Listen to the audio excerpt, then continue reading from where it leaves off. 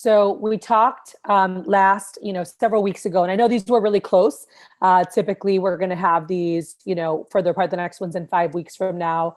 You guys should have the dates. I reposted them into the group so that everybody had that. Several weeks ago. I know these were really close. Hold on. Typically, we're going to have. We are live.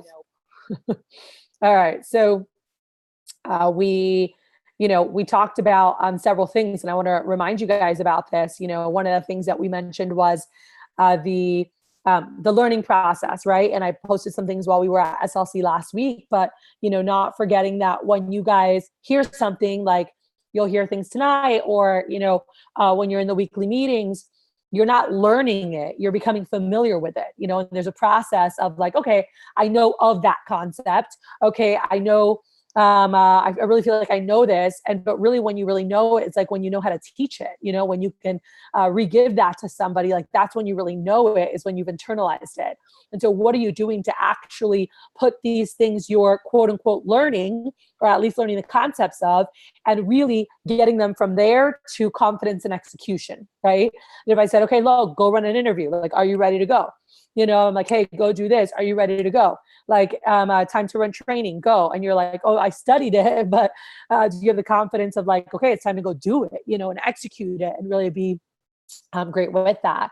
But, beyond the skills that you guys are learning and confidence that you're gaining in interacting with people, presentation skills, whatever it is that, there's all different things that you're learning here. Beyond that, we talked about this whole, the whole objective of, the Gulf Coast Leadership Academy and really in GCK is to create the best leaders in and out of Vector, that with anything you guys do in years to come, that you guys are some of the most incredible leaders in our community. And so I wanted to start off real quick by posing a question. I want to give you guys a second to write something down, and write this down, type it, whatever. But I want you guys to think about this for a second. And I posed this question to a group of leaders we were with last year. And it's very simple, but it's something to think about that I think goes a long way. And the question is, why is being the best leader, and I'll put this in the chat box as well, so you can check it out, but why is, you being the best leader that you can be important for the people that, for you, for the people that you serve, for your family or your future family, for your community, and or the world. And you don't have to answer all of them, like whatever sticks out to you, but it's like, why is being the best leader you can be important for you, the people you serve, your family or future family, your community, and or the world? And I want to give you guys like 2 minutes real quick to think about that and jot a couple things down or jot a couple bullets, because I'd love to hear from a couple of you guys on that.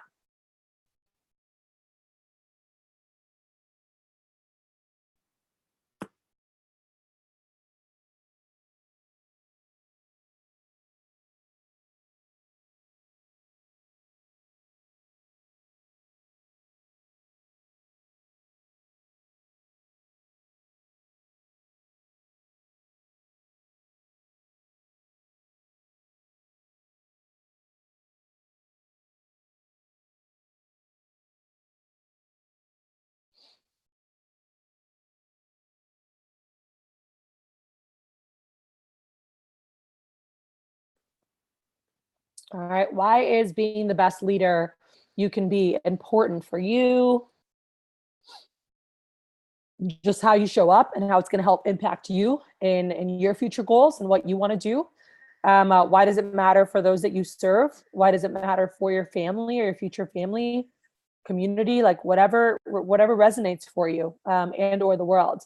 I'd love to hear from a couple people. Anyone who's willing to share. Like right now? Yeah. Oh, okay. I'll go. I'd say like being like the best leader I can be is like number one important to my for my family, because like my whole life they did whatever they could, like even if it hurt them, like not like hurt them, but they always wanted us to be happy and they did whatever they could to make us happy. Like we struggled with money when I was younger and I had no idea. Like they like didn't let us know, like they always got us whatever we wanted. Secondly, would be just like for myself, because I've been through a lot of stuff with like my health problems, with like my health problems, and I'm not walking outside, and just like the stuff that I've experienced like in school and things like that, like proving to myself that what other people have told me isn't gonna define me in the future. Mm-hmm. Luna, stop. Awesome. Anybody else? Yeah, sure. I'll say what I got right now. So, two main things. One's kind of broad encompassing. One is more direct. Just like because the best leaders are able to help those around them better than anybody else, and it's like always been a life goal of mine to be able to help people in whatever regard that I could. At one point in my life, that was joining the military. That's not an option anymore. So I had to find new ways to be able to help people. And then like a very, very current example is like in the core, me being a good leader is very important for the development of the freshmen that I'm responsible for on a day-to-day basis. I'm a fire team leader, which means I've got 2 freshmen that I'm responsible for their development every single day. And one of the sayings we have is the hardest thing you can do in the world is to change someone's life. And I have an opportunity as a leader to change people's lives every single day, whether it'll be when I'm a branch manager this summer or right now while I'm in the core. And I need to be a better leader in order to be able to change people's lives for the better. Mm-hmm. Yeah, absolutely. Awesome. Anybody else? I'll go. So for me, it's important to be a better leader for all the people that I have influence over and all the people in my family. Even when you don't think other people are watching, they are. And it's just important to lead by example for all the people that look up to you, and you don't even know that probably like hundreds of people do. So that's something that I've realized, and it's important that I become a better leader for that reason. Awesome. Cool. Anybody else want to share? I'll just pass it over.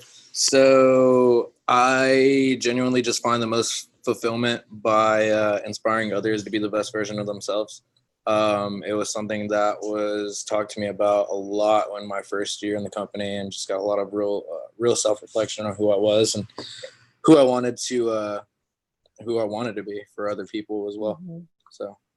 Yeah. And I love that you just mentioned that, Roland, because when I was thinking about this for myself, it's like being a great leader meant, being someone that people wanted to follow, that people wanted to, and not just follow like in business and stuff, but just like follow in their footsteps, right? Because of who they are, how they treat people, how they show up, how they treat others. And these were things that were just really important to me. And I thought about, man, if we could create, like if I could be that, and more people want to be like that, and we're multiplying the amount of people who are being conscious leaders, who have a people first mentality, who understand that like by you being at your best, you're a light, for other people. And you really like when you're light, like when you're shining at the brightest level, like it really encourages other people like, man, I want to do that too, and the more people are really stepping into who they can be at their best. And, being a leader isn't just about being a business owner. All right. It's just about being, it's how you show up like in everything. And it's being someone that people want to follow, and how that impacts, because now you create a space where you have impact, where you have influence, and where these ripples from your work, from what you do, like they carry on, and can really, really produce waves of change, even though they might just seem like little ripples when they leave from you. And I think it's important not to forget that we have that opportunity. And I think it's really incredible in this business. Last week I had a chance to speak on opening day at our management leadership conference. And I loved, as the speakers opened prior to that, and as they were sharing, one of the big things that I loved, and the field stuff, it's like we have the opportunity to lead people like that. That's a pretty cool thing. It's not an obligation, whatever, but it's like, it's actually something that we get to do.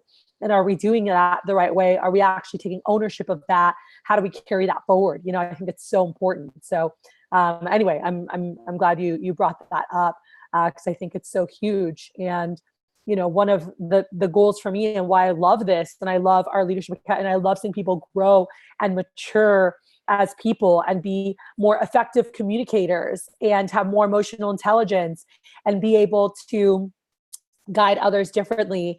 It's like we can change the next generations. Like the more and more people we can impact and influence on, like, what it means to be a great parent, a great father, a great wife, a great spouse, whatever it is that you are, a great teacher, a great, person in your community, whatever it is that you do in it. And we're able to develop more people who just show up differently. It's really incredible what can happen. And more people are becoming conscious of that. And more people are wanting a deeper sense of connection. And it's pretty interesting that as our world gets more and more connected, through social media and everything, we also get more disconnected and people feel more alone, And so it's exciting to be able to be in a space where we get to have that face-to-face interaction with people and believe in people and love on people that might not get that anywhere else, and create incredible people for the future and whatever they do. And I think it's a pretty cool honor to have, So any other quick things before we dive in? One thing that I put down, just because it's always been something that I've struggled with, is like being a good leader, you also have to like grow yourself. I think a lot of leaders are like focused on growing other people, but they never like fill themselves.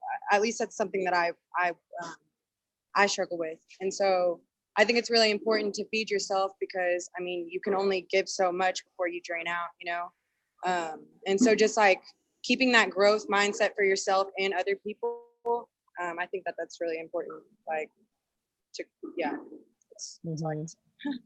Awesome. Great. So I wanna dive into some stuff and some reminders here before we go into some meat and potatoes. Let's see here. Hold on one second. Okay. So by the way, Michael, you're going to be going in about 15 minutes.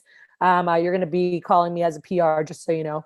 But I'm going to just call on a couple of you guys. You're one of the ones I want to hear. So as far as, leadership, coaching and training. So something Laura just mentioned that is so important is leaders, we heard this last time, right? Leaders are readers. But what are you doing to grow yourself? Are you guys listening to podcasts? Are you listening to books, audiobooks? Are you actually reading a regular book? Are you having conversations? Like there's a lot of tools for growth. And as you keep growing yourself, it also gives you constant things to grow your people, and to teach your people and guide your people at a different level. And so there is, if you choose it to be a sort of, forced accountability, which is awesome, that you're staying, on top and making sure that you're staying where you need to be. So, for you guys right now, in terms of the business and really getting yourself ready, this is something that, again, we want to know what it is that you guys are doing, what we're working on. There's a PR coaching call. I know Kenneth got to do his coaching call. Michael got to do his coaching call.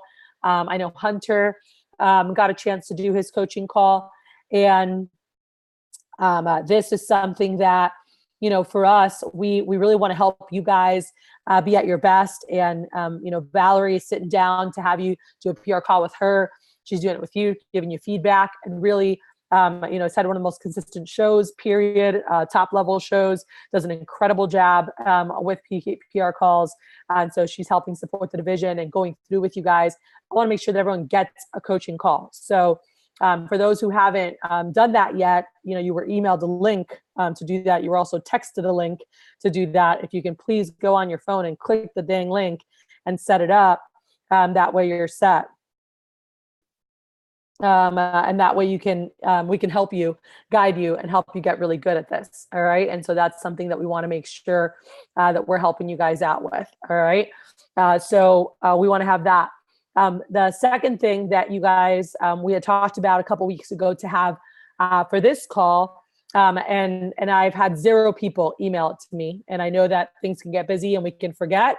So I'm telling you guys tonight, because I'd like to have these by tomorrow, is you guys are supposed to create a list of all the ways that you could create recruits, whether these were on campus, off campus, online. Like we talked about this last prep. If you need to go back and listen, I sent you guys the prep as well, so you could go back and refresh yourself. But right now, let's say you were the owner or manager of your territory, and a lot of these things are going to transfer. Some of the specific ones might change names, like maybe a movie theater is going to be a different name over there. But being as specific as possible of what are all the different things that you could do right now to create awareness of the jobs, to get word out there, and wanted to have you guys share some of those together as a group here. And so that's something that I'd like to be able to discuss, but really wanted to get a detailed list from each of you guys separately on things that you got. And so I would like for you guys to jot that down as like, and I like set an alarm for yourself, whether it's later tonight, just when we're done, just sit and do it. That way it gets done and just send it over. And if you're not, for whatever reason, able to do it tonight, set an alarm for the morning for yourself to be like, all right, I've got to get on this and send this in, so that we can look at that together. All right. And by the way, this isn't just busy work. I promise. This is all stuff that's going to really impact you, impact currently, with your officers, but learning how to put these concepts into reality and really see how you're, creating recruits and transforming there. So that's really important. I want to make sure that that's happening. Olean push. If you guys look, I put on here in the chat, and you can check in the chat box. There's an example. But what I wanted is from tomorrow until, the Thursday that you guys are traveling to Olean, for those who are in Olean. And by the way, this is for everybody. Everybody should be pushing for Olean push, even if you're not going to Olean. Those who are in Olean, it's cool because the push countdown is with all the executives. You've got some cool stuff over there. But regardless, using this as a reason to step up, using this as a reason to stand out, using this as a reason to put some more money away, so actually take advantage of this. And this is a big deal for our companies. Like when it's time for push, like think about any sports team, right? Like imagine it's like time for the playoffs and you're like, yeah, I'm just going to I'm not going to go to practice this week, or like, I don't know if I'm going to go to the game. And it's like, what? Like, no, it's like time for playoffs. Like it's go time. This is where we turn it up, And our business works very much like a sports team. And so when it's go time, like our company wants to know that like our managers are ready to go, ready to compete. And that's something for Lloyd. Like for those who don't know yet, Lloyd is uber competitive. And it's like, I want to put the best people in the best spots who are going to maximize those, right? Who are going to really take advantage of that territory and help us create the most there. And that when it's time for competition, like it means something, they're not just like, oh, it's another week. Like, no, it's not. It's freaking go time, So this here is and by the way, thank you for those who contributed. Those you guys saw, it was really led by our CSP team. Southwest region ended up being #1 in total business in all of Vector. I posted that in the group, and Southwest region was also #1 in new business. So that was really cool. So both things, we were able to take down #1 and had some great performances there as a region. All right. And so right now for Olean, Olean is inter-region. So it's all the divisions, so you're going to have the Rockies versus Rising Sun versus GCK. So it's our divisions here that'll be competing on stage, as well as you guys as individuals. So it'll be offices, divisions, and individuals that'll be representing in Olean, and making sure that we have a good plan. So we need, and if you guys can help me make sure we're getting these, especially those of you who are DOMs or district managers in different organizations, I need from every single person on in your group that's in our Leadership Academy, what are their goals for every day, that they're like, what days they're working. They might only be doing 2 demos, demos 2 days a week. That's fine. How many demos on those days? Like, what's the goal? And then what's the grand total for these 2.5 weeks? So I put an example there for mine. So you're like, oh, I can do a total of 12 demos, or I can do a total of 15 or 20. Some of you guys, it's going to be smaller. Some of you guys, it's going to be bigger. And then what's your, push goal? Is it 2,500? Is it 5K? Is it 7,500? Is it 10K? But that should match based on how many demo openings you have. So don't just throw out a random number. That's why I want to figure out how many demos are available. And then actually look at your averages and have an actual target that you're going after. So that's something I want to make sure we're getting from everybody. So we'll be following up as well. But if you guys can help me, the best thing is for you guys just to get it to me without me having to like hunt you down. And that's huge too, as we go into this next year, like as many of you know, like by the end of the year, Mr. Benjamin Robert Kristen will have arrived. I will not be chasing people down. I do not want to have to chase anybody down. That's not my job. I'm not a babysitter. I'm here to guide you guys, to coach you guys. And so I really need everyone to up their communication and make sure, things are planned in advance, talked about in advance. If you ever have a schedule conflict, all right, I shouldn't hear about your schedule conflict the day of a meeting. I should have heard about that in advance. I should already know, oh, I have a meeting every Tuesday night at blank time. Or, hey, I have this. I should already know those things. So making sure that any of you guys who have things going on, if there's ever any conflicts with something, I should never know the day of. I should have already known in advance, okay? And that just comes with you proper planning, look at your schedule, and then effective communication. So that helps me make sure I'm showing up at my best, because that screws with my energy when things are off. And it's like, what the heck? I shouldn't be dealing with any of that, as we're going into a place where I'm coming to serve you guys, coach you guys, train you guys, whatever that is. So making sure that anything that's happening, that we're looking ahead. I know there are random emergencies that happen, and I do understand that. But besides a random emergency, I want to make sure that we're really communicating at a high level. When I shoot out a text message to you guys, please respond. I don't just text you all the time just to say what's up and hang out. It's for a reason. I need certain information. I want to be able to help you guys and coach you. So please respond to my freaking text messages. So it makes it easy. That's the number one way for me to communicate.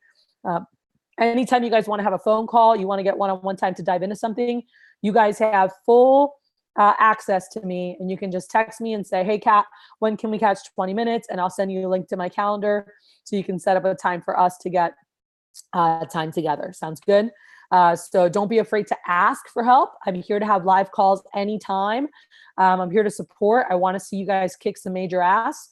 But know that, I'm really, when it comes to basic things or information that I need, there's a lot of things that can be done easily via text. And then there are calls that I want to have. And so making sure that you guys are communicating with that. Cool. So any comments, questions, anything on any of that? Okay. So I want to do a couple spot checks, a little drill for skill here. And we are, and by the way, if you have your PR approach, I would pull that up. So that's something that you guys, just to make sure you have that, you're comfortable. I know some of you guys might not be in a place where you have it. But Michael, Mr. Michael Moe, I'm going to have you call me as a PR. I'm going to jot down some stuff. So I am PR. Roman recommended me to the job, master recruiter. So go ahead and give me a call. Right now, or just right now? We're gonna on do my it right phone here. or over Zoom is what I was trying to ask. Right here on Zoom, right here in front of everybody. Pretend you just called me. Okay. Let me give me a second. I gotta pull it up. Let me actually go to a different room. I'm in the office right now. I gotta. It's no problem. I know you there. Okay. I'm stepping into Jordan's office. Don't tell him. Hey, Michael. Are you running interviews? Oh my gosh. Michael, I told you before you were going first to be ready. What the No, F? I'm ready. Let's The go. office is loud. I'm stepping out Let's to go. We're good. the hallway. I'm sorry. Sorry. It's okay. We had Christina's barking dog. We can handle the office being loud. Let's go. All right. Sorry. Okay. Hi, is this Kathy? This is she. Hi, Kathy. My name is Michael. I work with Roman at his new job. How's everything going? Oh, I'm good. Oh, awesome. That's good to hear. Roman tells me that you guys went to high school together. Yeah. I know from high school. Okay, awesome. And by the way, I'm gonna pause you real quick. By the way, I forgot to say this before. All of you who have done this, all of you who have done PR calls, I'd love for you guys to write down a couple things on like what he does do well and any tips that you would give him. Cool. So if you guys can make some notes on this, because this is good for you guys helping get your people great when you guys have staffs and you hear them and being able to like analyze what they're saying or what they're doing. And even if you haven't done it much, like see what you notice, because it's going to help you get better when you're listening and being able to critique. So anyway, go on, Michael. So yes, I knew him from high school. Yeah. Okay, awesome. Did you guys have some classes together or? I knew him from like theater and acting. Oh, that's I really also cool. That's played awesome. sports too, and he was like a kick-ass athlete too. That's awesome. Yeah. Well, the reason I was calling you, Kathy, is we have some positions available, and we're conducting interviews this week to fill some of those. And the manager asked Roman if he knew anybody that could be a good fit for us, and he mentioned you. So I just wanted to ask you a couple questions, tell you a little bit about us, and if things sound good, set you up with a meeting with the manager so you can sit with them and learn all the details of the positions. That sound good? Sounds good. Awesome. Are you at least 17 and graduated? I am. Yeah. Okay, good. And are you currently working? I'm working part-time at a restaurant, but just trying to finish up school. Oh, okay. I got you. What restaurant? I work at Bellagio. It's an Italian restaurant. Oh, it's a good Italian food, or should I stay away? No, it's pretty great. Okay, awesome, cool. And you mentioned you're currently taking classes. Where are you taking classes? I am currently at Lone Star up in the Woodlands. Oh, okay, I got you. Yeah, I don't actually know anybody who goes to Lone Star myself, but do you enjoy it there? Yeah, it's good for now. It's fine. I'm excited to transfer. Good for now. What's your major? I'm studying international business. Oh, okay. What do you want to do with that? I'm not sure, but I like travel and I like business, so I thought it would be a good idea. Yeah, I gotcha. Yeah, and the reason I was asking is because if you're selected, we have some really flexible schedules, and the company awards scholarships for school, and we even have students earning college credits working with us. Nice. Yeah, I don't know if Roman told you or not, but the name of the company is Cutco. It's a huge student program. We work with colleges nationwide. The company's been around since 1981. The position you'd be interviewing for is an entry-level customer work with flexible schedules and a base pay of $16, which is not based on sales. Oh, nice. Yeah, so what you'd be doing is working with customers and explaining our products, answering questions, and helping them place orders. Do you like working with people? Yeah, definitely. I've done a lot of it in the restaurant.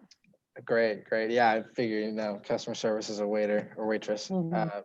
Yeah, and again, tons of cool perks if you're a student.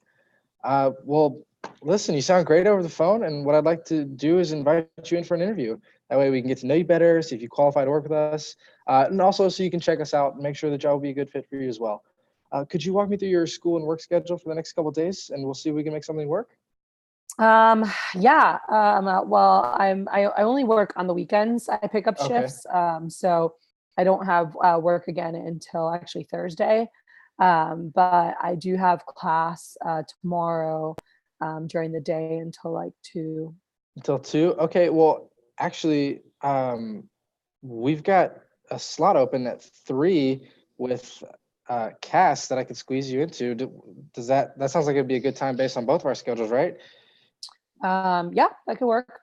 Awesome. Do you have a pen and paper nearby, or you could use the notes in your phone to jot down some information? Yeah, I can.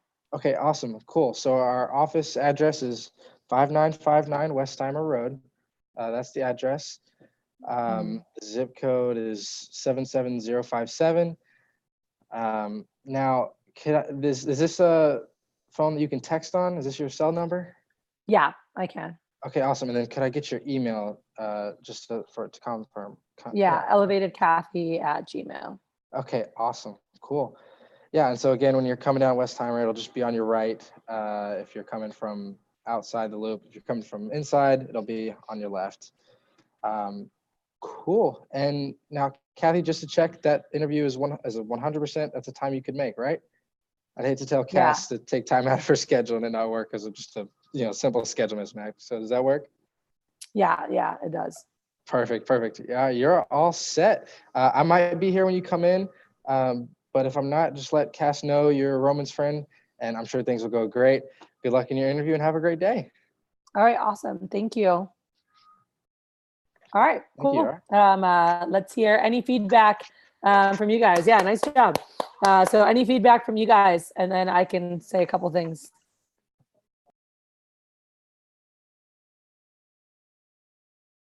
I really liked how in the beginning he qualified the lead. And that's something that I haven't been doing. Like, oh, this is how you know this person. Very important. And something that I noticed, so that was awesome. Good job, Michael. I didn't sense a lot of rapport that was built around what she is studying in school. I feel like that was kind of just brushed over and went into the next part of the script. So possible area of more rapport building there. Okay, we'll chat. And by the way, there's always a little line, especially Ryan, when you're going to be running advanced training and you're talking to a lot of people back to back, or you're in between interviews and you're going blitz, where you want to make sure there's a connection. Maybe you would have done it a little bit differently. I think there still was, where he was like, oh, he's like, oh, why'd you pick that? And he was like, oh, that's cool. Like there was still like, I felt like he was still interested. Where you might have done it a little bit differently, but I want to warn everybody too. I'll talk about a couple things. You don't want to add everything you hear here, because your call, I actually would have said this call was too long. It should have been a little bit shorter, but there were good things, like really good things there. When you're newer, this is how a call typically will go. But you'll learn to get quicker, because you'll have a rep who's like, here's my friend, here's my friend. And it's like, you have like 3 people you want to talk to, or you're on Sunday in between PDI calls and calls are coming in, you're closing sales, and then you're talking to a PR. And so you really want to learn how to like connect, get to the point, set them for a time to meet, and we're going to chat about that. So, awesome. Any other things that you guys liked? Any questions or things you saw? I think he did Wait, really what'd you say, Roland? Sorry, what'd you say, Roland? Voice and his humor that he used, like whenever you mentioned like you worked at like a restaurant. Yeah, cool. Yeah, so good rapport with the Italian. I wrote that down with Italian food. So awesome. Roman? I thought his tone throughout the whole thing was really good. He fluctuated it. He wasn't very monotone. The only thing that I wouldn't have said is I wouldn't say that I don't know anyone who goes to Lone Star. Yeah. That would be the only thing that I would not have said. But other than that, I thought it was really good. So then what's your recommendation? And if I don't, because I really don't know anybody who goes to Lone Star. You don't have to say anything. You could have just said like, oh, were you studying Lone Star? Oh, that's great. What are you studying? Great school. Just like just gone straight to what are you studying? I would only bring it up if you did know someone, like, oh, I have a buddy who goes there. Not like, oh, cool, I don't know anyone who goes there. Like you don't even need to go there. Just say like, oh, that's awesome. What are you studying there? Or and are you looking to transfer anywhere after? Like that could be, a direction you take it, if you wanted to. One thing too, I would add, just like he did a good job, like, hey, we're on Westheimer, all that stuff. Maybe just tell them where to park. The biggest thing, especially if like they're like, I don't like do park in the garage. So I'm always like, just park out front in the visitor parking, you'll be fine there. So that's like, it makes I them literally feel like, wrote that. I'm like, park in front or under. Yeah. So yeah, just making it super easy. I was gonna say, with the directions, honestly, Michael, it was you make it more confusing when you add more. Guys, less is more. All right, less is more. Just clear to the point. So when he was like, oh, if you're coming from this side, you're going to be on the left. You're coming from this side, you're going to be on the right. Now that's confusing to people. The GPS is going to bring them to the area. So you can just be like, hey, so the GPS will bring you here. You're going to see a big white building with the numbers on it. Like that's what you're looking for. Like, that's it. It's like, you're looking for a big white building with the numbers on the building. Once you pull in, you can park in the front or underneath, in the garage, either one, and go upstairs, or if you want to guide them even more specific, like you could, but even as simple as that, like park in the front or underneath, and then you're going to be on the second floor, you're looking for suite, whatever. So it's always like, once the GPS gets them to that area, what are they looking for, is all that you really want to share there. So I have a couple things. So you guys want to get more personal, starting now, like as you're setting PR starting now, don't just say, the manager asked, so-and-so, say, oh yeah, we asked Roman if he knew anyone that might be good and he had recommended you. Like, be a manager, start getting in that role, start getting confident, connecting that way. Cool. That's going to help you as you go and have your own offices, or just taking more ownership as a leader in your office. So just say, oh yeah, we asked Roman if he knew anybody, and he had recommended you. So a couple things, when you're connecting to them in the beginning, this is something that Ryan mentioned before, of like that he wants to do better with connecting with them. Let me give you guys all a tip on this. Know who you're calling in advance. If you know about them, be as specific as possible. So if I was calling you, Mike, and Roman had recommended you, I'd be like, oh, hey, Mike, what's up? This is Kathy. I don't know if we had a chance to meet yet. I'm like, I actually work with Roman at his new job. Oh, hey, what's up? I'm like, yeah. I'm like, we actually had some openings available, and we asked Roman if he knew anyone that might be a good fit, and he had recommended you. Like, did you know him from, and if I know his high school, like, I'm going to say his exact high school, so I'm like, oh, did you know him from here? Or did you like from football or from acting? And so the more specific, if you guys have that information and they were a football player, they were in theater, they went to whatever, Woodlands High, like whatever school someone went to, Northbrook, whatever, the more specific you can be, the better, because they know that person. Does that make sense? So it instantly helps you build a closer connection to them when you actually know more detail. So I try to be as detailed as possible right in the beginning with, how do you know them? I say, oh, did you know them from church? Or did you know them? Like, if I know they're super active in their church, I'll bring that up. Oh, did you know them from church? When I called Cole's friend, Ogo, who's in our office right now, I remember asking him, like, oh, do you know him from church? Do you know him from HBU? And he was like, oh yeah, I go to HBU with him. I'm like, oh, that's awesome. And I was like, oh, where are you from? Are you local? And he's like, oh, I'm from Beaumont. I was like, oh, that's neat. And so we chatted, but I was able, like, he knew, like, I knew Cole because I brought up church and I brought up HBU, which are big parts of Cole's life. Does that make sense? And so that's going to help you get a deeper connection quicker, just in that first, like, little part when you're saying hello. So that makes a big impact. Cool. I put here, good job, Michael, tying in things after questions. The one thing, like, I would have talked about their comfort with people. When I talked about I was a waitress, I'd be like, oh, okay, so you're pretty comfortable with people. I'm like, oh, that's great. I would have just thrown that in there. This is more advanced, because you're just tying it in. You did a great job tying in the second thing when you asked about, like, school and what I was studying, and you're like, oh, that's great. Well, we actually have, really flexible schedules and scholarships. And so that tied in right there. So that was good. And I don't know if it's just because that was the order it was on the approach and it happened to land perfect, or if you intentionally did it. But I always like to tie in, like, comfort with people, just to past jobs, like anything we can connect the dots on, we want to do. And then when you went to ask about their schedule, good job, saying, what's your work and school schedule? Or you might say, oh, what's your schedule at the restaurant this week and classes look like, like whatever version of that. But again, for me, more specifics means I'm listening, I'm paying attention. That was my follow-up question, was in that specific context, since you mentioned you're a waitress, then I would say, oh, well, what's your waiting schedule look like and your school schedule? You just say, hey, what's your schedule at the restaurant this week? If you wanted to, like, that's more specific. And then, so I said, I don't work until the weekend. I have class tomorrow till 2. Okay, great. Something I don't want you guys to leave out, and I was waiting to see if you'd ask for same day. Cool. There's still an interview tonight. If there's still, so I'm like, hey, by the way, so they're always going to say, like, the next day or the day after. Very rarely will they give you what's happening that day. And so you guys always want to make sure you ask. You need to add this and say, hey, and by the way, what's your schedule the rest of today? And you're going to do that after they tell you about tell me about the next couple of days. What do things look like? And they're going to tell you whatever about the next couple of days.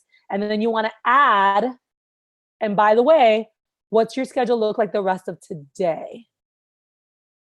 And they're like, oh, I'm free, or, whatever. And you're like, okay, awesome. I'm like, the reason I ask is, we're looking to fill kind of first come, first serve. And I still have an opening available this evening where I can sit down and cover details with you, or we still have an opening where one of the managers can sit and cover details. And I'd love to get you in for that. And they're like, oh yeah, let's do that. I'm like, so like, if you're open the rest, I'm like, it'd be better if we can get you in today. And they're like, oh, okay, yeah, cool. So that's only if there's another opening later that day. Otherwise, there's no need to say it, right? Exactly. But anytime you guys have another opening that day, guys, next interview efficiency, like getting them in ASAP, is going to literally shoot your show percentage through the roof. Like that is how you get a really high show, is like the sooner you can get them in, the better. All right. And so that's better for you. It's better for them. And you have a higher chance of actually meeting. Cool. You were, and it could be because you were role playing with me. I said you were too fast with the address. But just make sure. I usually text it to a lot of people. I'm like, hey, can I text you on this number? I'm like, I'll just text you the address so you have it. I said, what's your email? You want to make sure we always get their email. Guys, put emails in when you enter your people, because if not, it becomes a nightmare with interviews and after, and you're busier during that time, and trying to close interviews out, and you can't set them for training because it doesn't have an email address.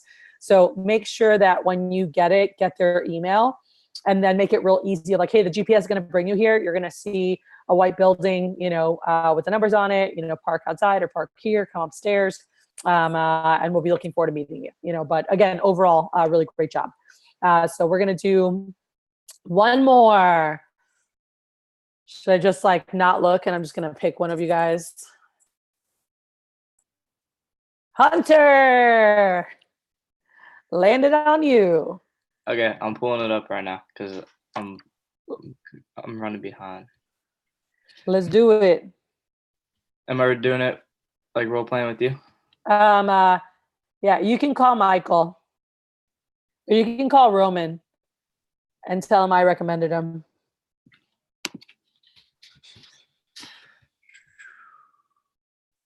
Get it. It won't load. You sent it on the 24th, but it won't load my emails past the 25th. Hold on.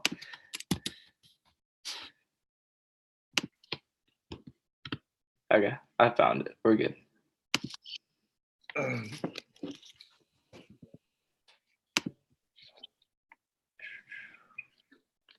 Is it a traditional one? All right. Hey, is this Michael? Yeah. Hey, Michael, my name's Hunter. I actually work with your friend Kathy at her job. How's everything going? It's going great. Good to hear. Good to hear. So Kathy tells me that y'all know each other through school. Yeah, we actually have chemistry together. Okay. How do you like that class? I honestly is not my favorite, but it's going good. Yeah, I feel that. Well, pretty much the reason I'm speaking to you is because we have some positions available, and we're actually conducting interviews this week to fill some of those. So I reached out to Kathy and I asked if she knew anybody that could be a good fit with us, and she mentioned you. So what I want to do is ask you a couple questions, tell you a little bit about us, and if things sound good, set you up to meet with the manager so you can actually sit with them and learn the details of the position. Sound good? Yeah, it sounds great. I heard she got a new job. She was talking about it in class. Awesome. Real quick, are you at least 17 and graduated? Yes, sir. All right. And are you currently working or taking any classes anywhere? I do go to school. We go to Lone Star together, and I do have a job right now. I work at a Italian restaurant called Pilota's. Oh, okay. Actually, I go there all the time. You might have waited me once. Yeah.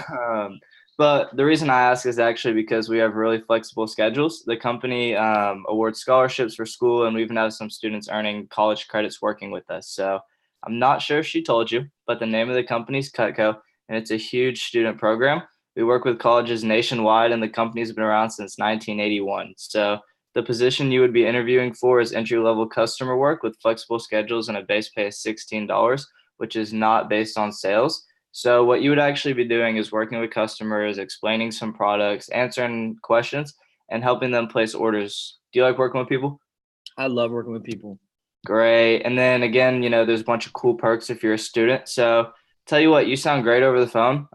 What I'd love to do is invite you in for an interview. That way we can get to know each other better and kind of see if you qualify to work with us. Also, you can check it out yourself and make sure the job's a good fit for you as well.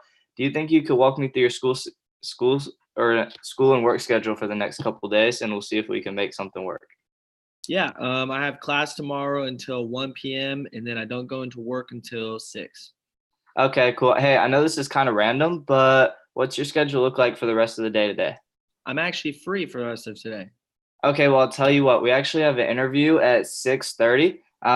Do you think I could squeeze you in? Absolutely. Let me. Well, what's that? Where is it at? Where's the office at? So I'll tell you the address. I don't know an address. But basically, I'm gonna go ahead and shoot you a text with all the information. I'll give you. It'll include directions, the address, and if you have any problems finding it, feel free to give me a call from that number. All right. Okay. Awesome. How far is it from like the Oak Ridge area? 20 minutes. Okay. Perfect. Yeah, I can make 6:30 for sure. All right. Awesome. So I'm actually gonna be the one running the interviews. So I'll go ahead and see you then. Awesome. Nice talking with you. All right. See you in a bit. Bye-bye. Cool. Feedback. By the way, I want to say this to both of you guys. I forgot to say this before with Michael. You don't have to give the description. I like hearing you guys go through it. And the goal is to get you guys all to 2.0. All right. But the first traditional approach is just like getting, so you like know what to say. And that way you can like really get good at this. And 2.0 is just the objectives of like connect with them, like your why you're calling, building rapport, setting up for a time, and you're going to notice that the majority of the time, you don't even have to explain the job when you build good rapport and chat it up with them, talk about their friend, talk about the perks. And you're like, hey, I'd love to meet you. That way we can sit and actually cover all the details and see if you're a good fit for us. And I can see if you're a good fit for, we're a good fit for you. And we'll go from there. And it's just very chill. So just so you guys know that that's the goal, is to get there where you're not necessarily, because I even felt it there, Hunter, as you were going through, like at that certain point when you were reading about the company, like it sounded like you were reading, like you weren't really conversational, and then you became conversational again. The rest of the time it was very conversational, but just that part was very like, I'm reading a paper at you. It wasn't conversational at all. Got it. I personally would have built more rapport. But that would be it. And I think that with, I'm not sure if that's how you truly do it, because I feel like I've heard you make PR calls and it is a lot shorter. I think he was just trying to follow the script. I just want to hear what you guys do. The more we can hear what you guys are doing, the better we can get you. If we don't know what you're doing, then we can't help you get better. Cool. But I'm glad you pointed that out. So just making sure that you guys are just doing it. And like, even if that means Hunter doing another call with Val, all right, just calling and just do it how you do it, so we can really give you proper feedback. That's how you guys are going to get to your best. Cool. So it makes a really big difference in what happens. And I don't know if anyone else felt it, or maybe it was just me. It just felt kind of douchey. You're like, oh, you might have waited on me before. Like, I don't know. I probably would have been like, oh, I wonder if we bumped into each other there before. That sounds more friendly. So, but just little things that can make a difference, so when they feel like, oh, this guy's cool, I want to meet him, versus like, all right, maybe I waited on you, I guess, so anyway, just being careful of things like that. And we'll do one more. Roland, Canchola.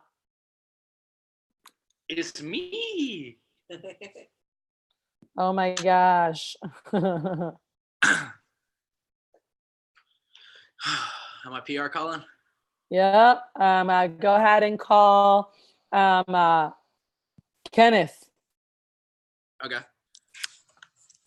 Let him know Ryan recommended him.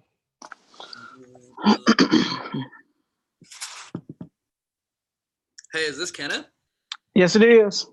Hey, Kenneth. This is actually the district office manager for the office that your friend Ryan's working at now. How are you, man? Doing good. How are you? I'm doing amazing. So 2 major reasons why I'm calling you today, bud. So number one, I think that your friend Ryan's amazing, and he's actually a super hardworking guy. And whenever I met him today, I was just really impressed. And whenever I asked him if he had any friends that might be looking for some part-time work, and also students as well, he actually brought your name up, man. So where are you going to school at? Going to school at Lee College. Lee College? That's awesome, Yes. man. What are you studying? I'm studying business. Business. Oh, perfect, man. That's probably why he actually brought your name up. Okay. Mm-hmm. Well, did he get a chance to actually reach out and tell you what the job was about by any chance? No, he just told me he had a really cool job. He might get my number out. Yeah. So it's just a huge student work program that essentially we're just offering a $16 starting pay, super flexible hours, and even some opportunities to earn a scholarship, internships, and even like a mentorship, all the best ships, you know. And I was actually on my way out the office, but before I left, I actually wanted to give you a call and actually touch base with you and see if there was actually a time that I can sit down with you, talk to you a little bit more about the details, because Ryan did actually say that you would be someone I would love to work with, man. So I just got to know, what does your schedule look like for this week? I'm not gonna be free until Friday. Okay. What are you going on vacation or what? No, just classes. Got it. Dang, man. How many hours are you taking? Full course load. So I'm taking 12. Oh, wow. Sweet, man. Well, I have let me check my planner real quick, man. So you said you were studying business. What do you want to do with that? I want to be a mentor. Nice. Okay. Well, I actually have 2 slots available in my planner for Friday at 1:30 and 5:30. Which one will work better for you? Do you have something earlier?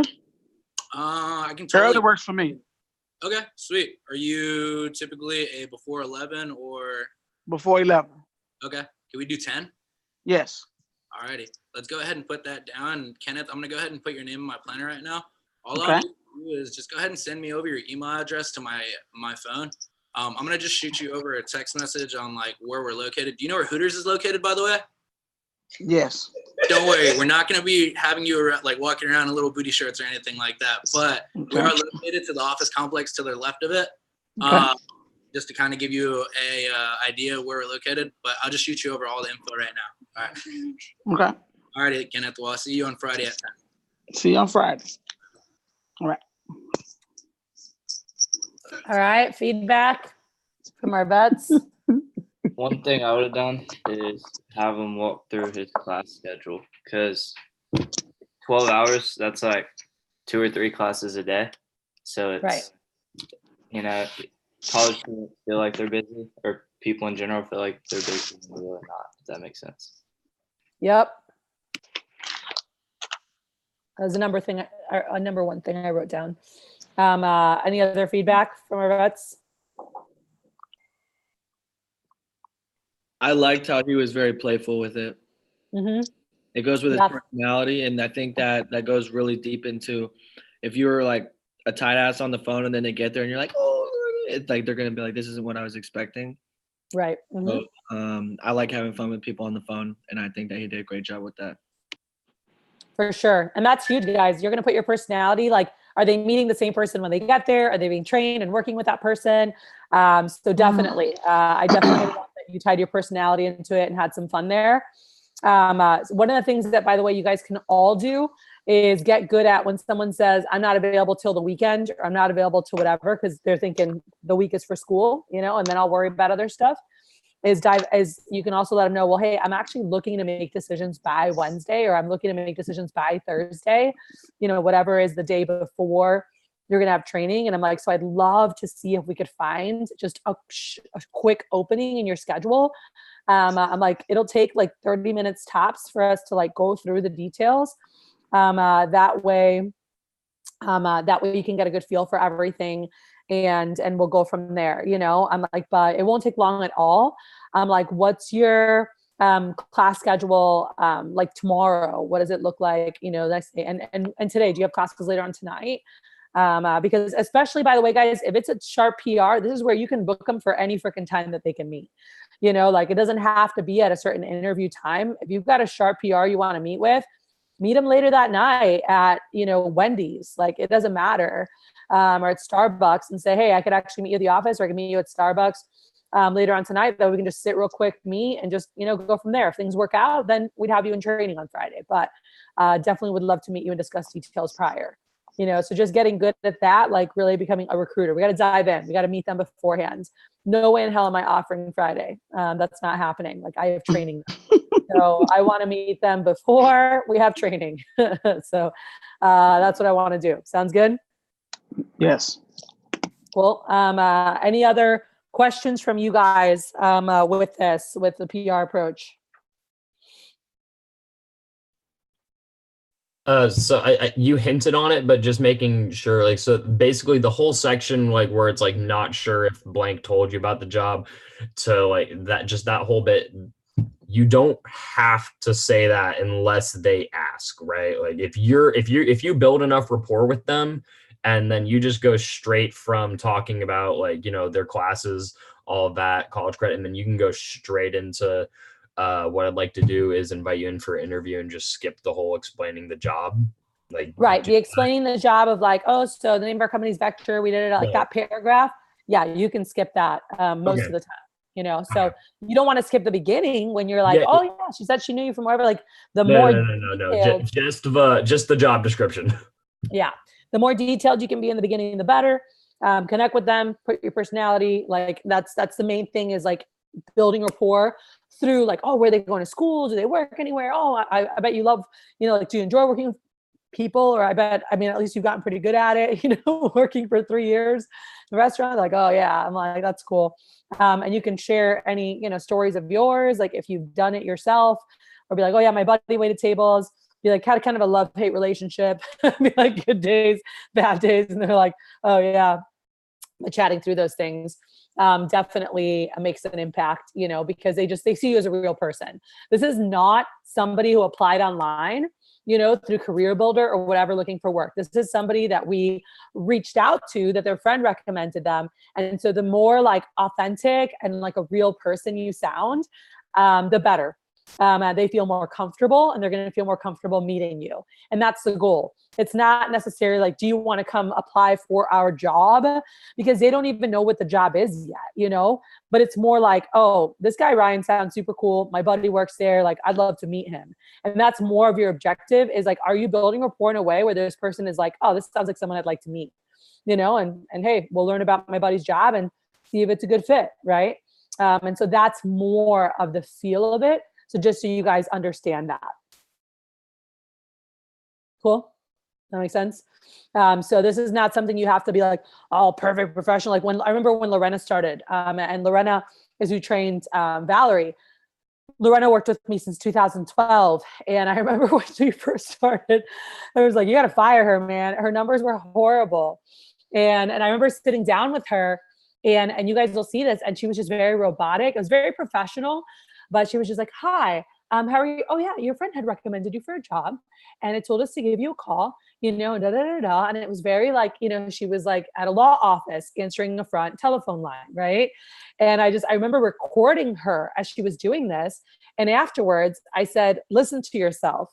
I said, is that how you talk to your friends? And she was like, no. I'm like, that'd be really weird. If you're like, hey, do you guys want to possibly go see a movie tonight? Or maybe you'd like to go do this, you know, like you don't talk to your friends like that. When you're calling PR, you're calling a friend. So it has to have more of that friendly vibe.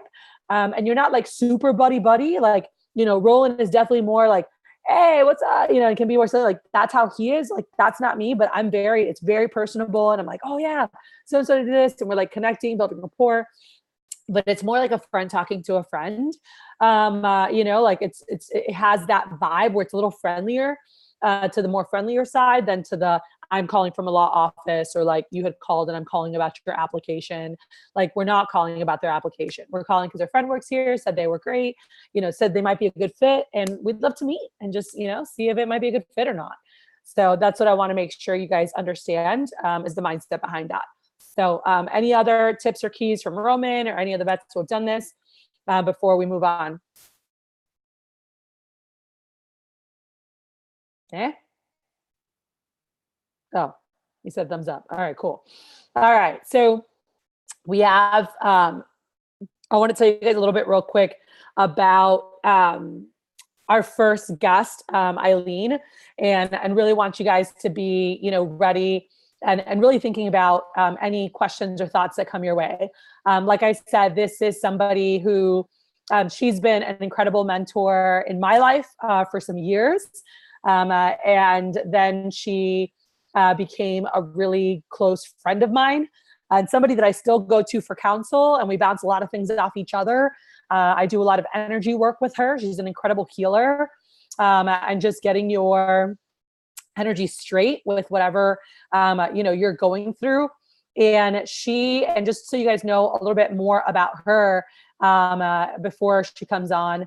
She's somebody who's like helps people with like attracting wealth into their lives. She's a spiritual entrepreneur. She's an ascension mentor.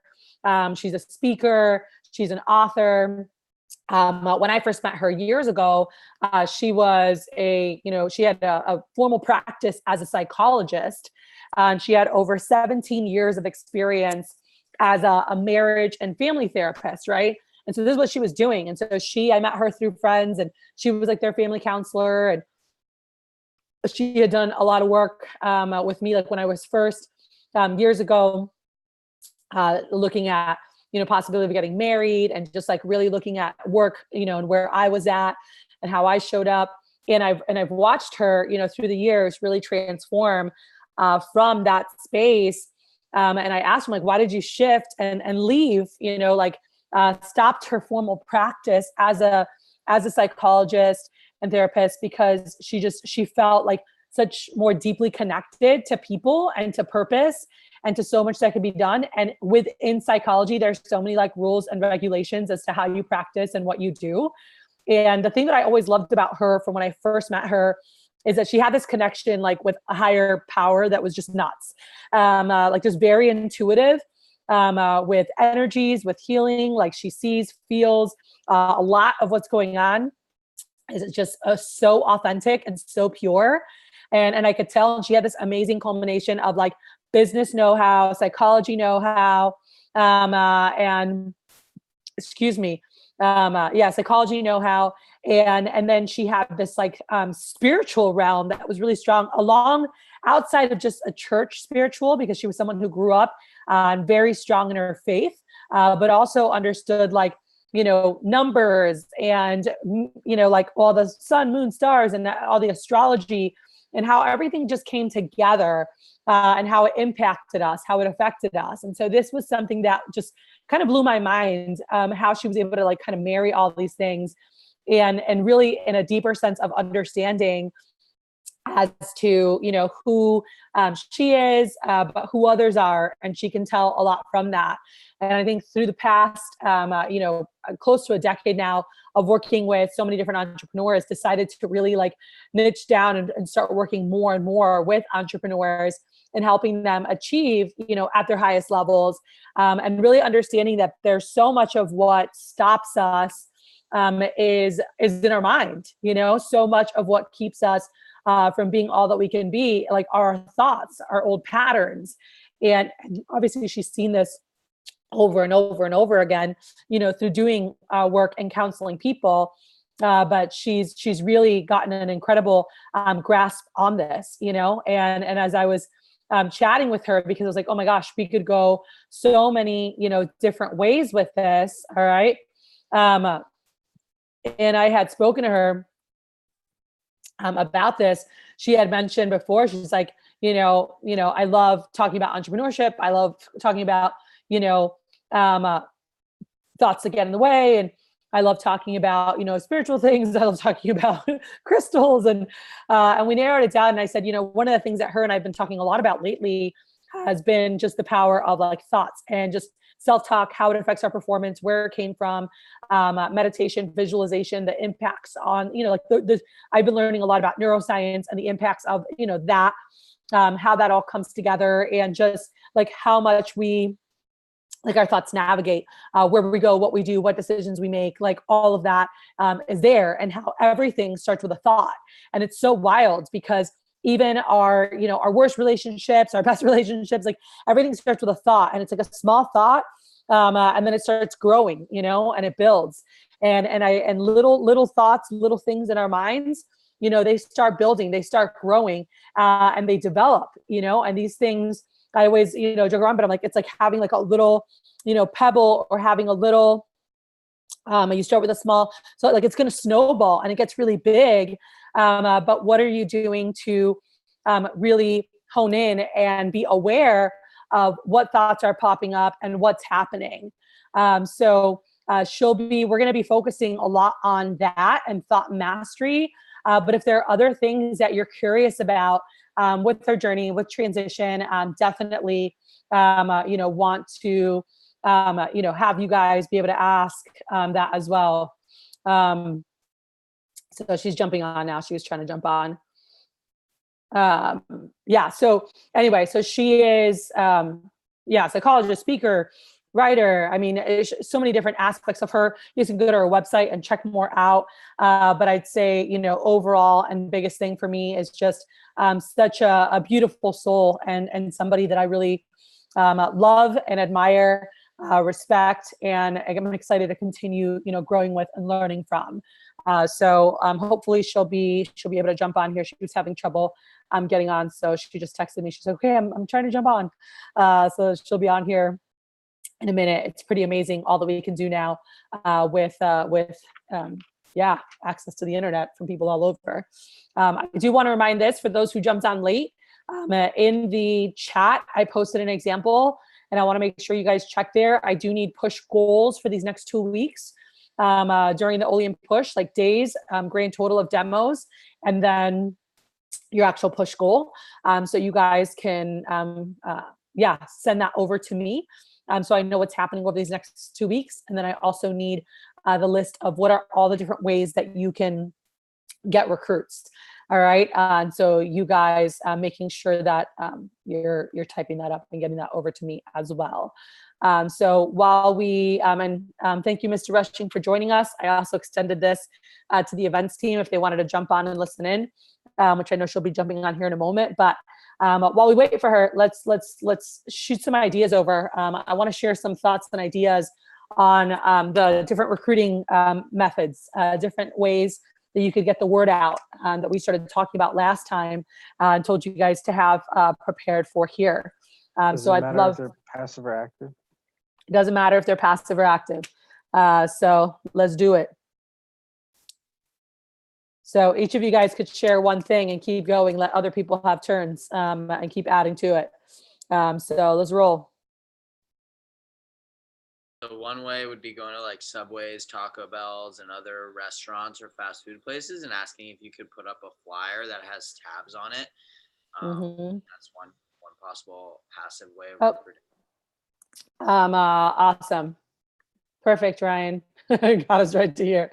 All right. So Eileen, I don't see your video. Oh, there she is. Perfect. Hello. Hi. So, hi, everyone. I just spent like 7 minutes or talking about how great you are, just so you know. Everyone got to hear that already. But I will say this to you. I'm super grateful to have you here.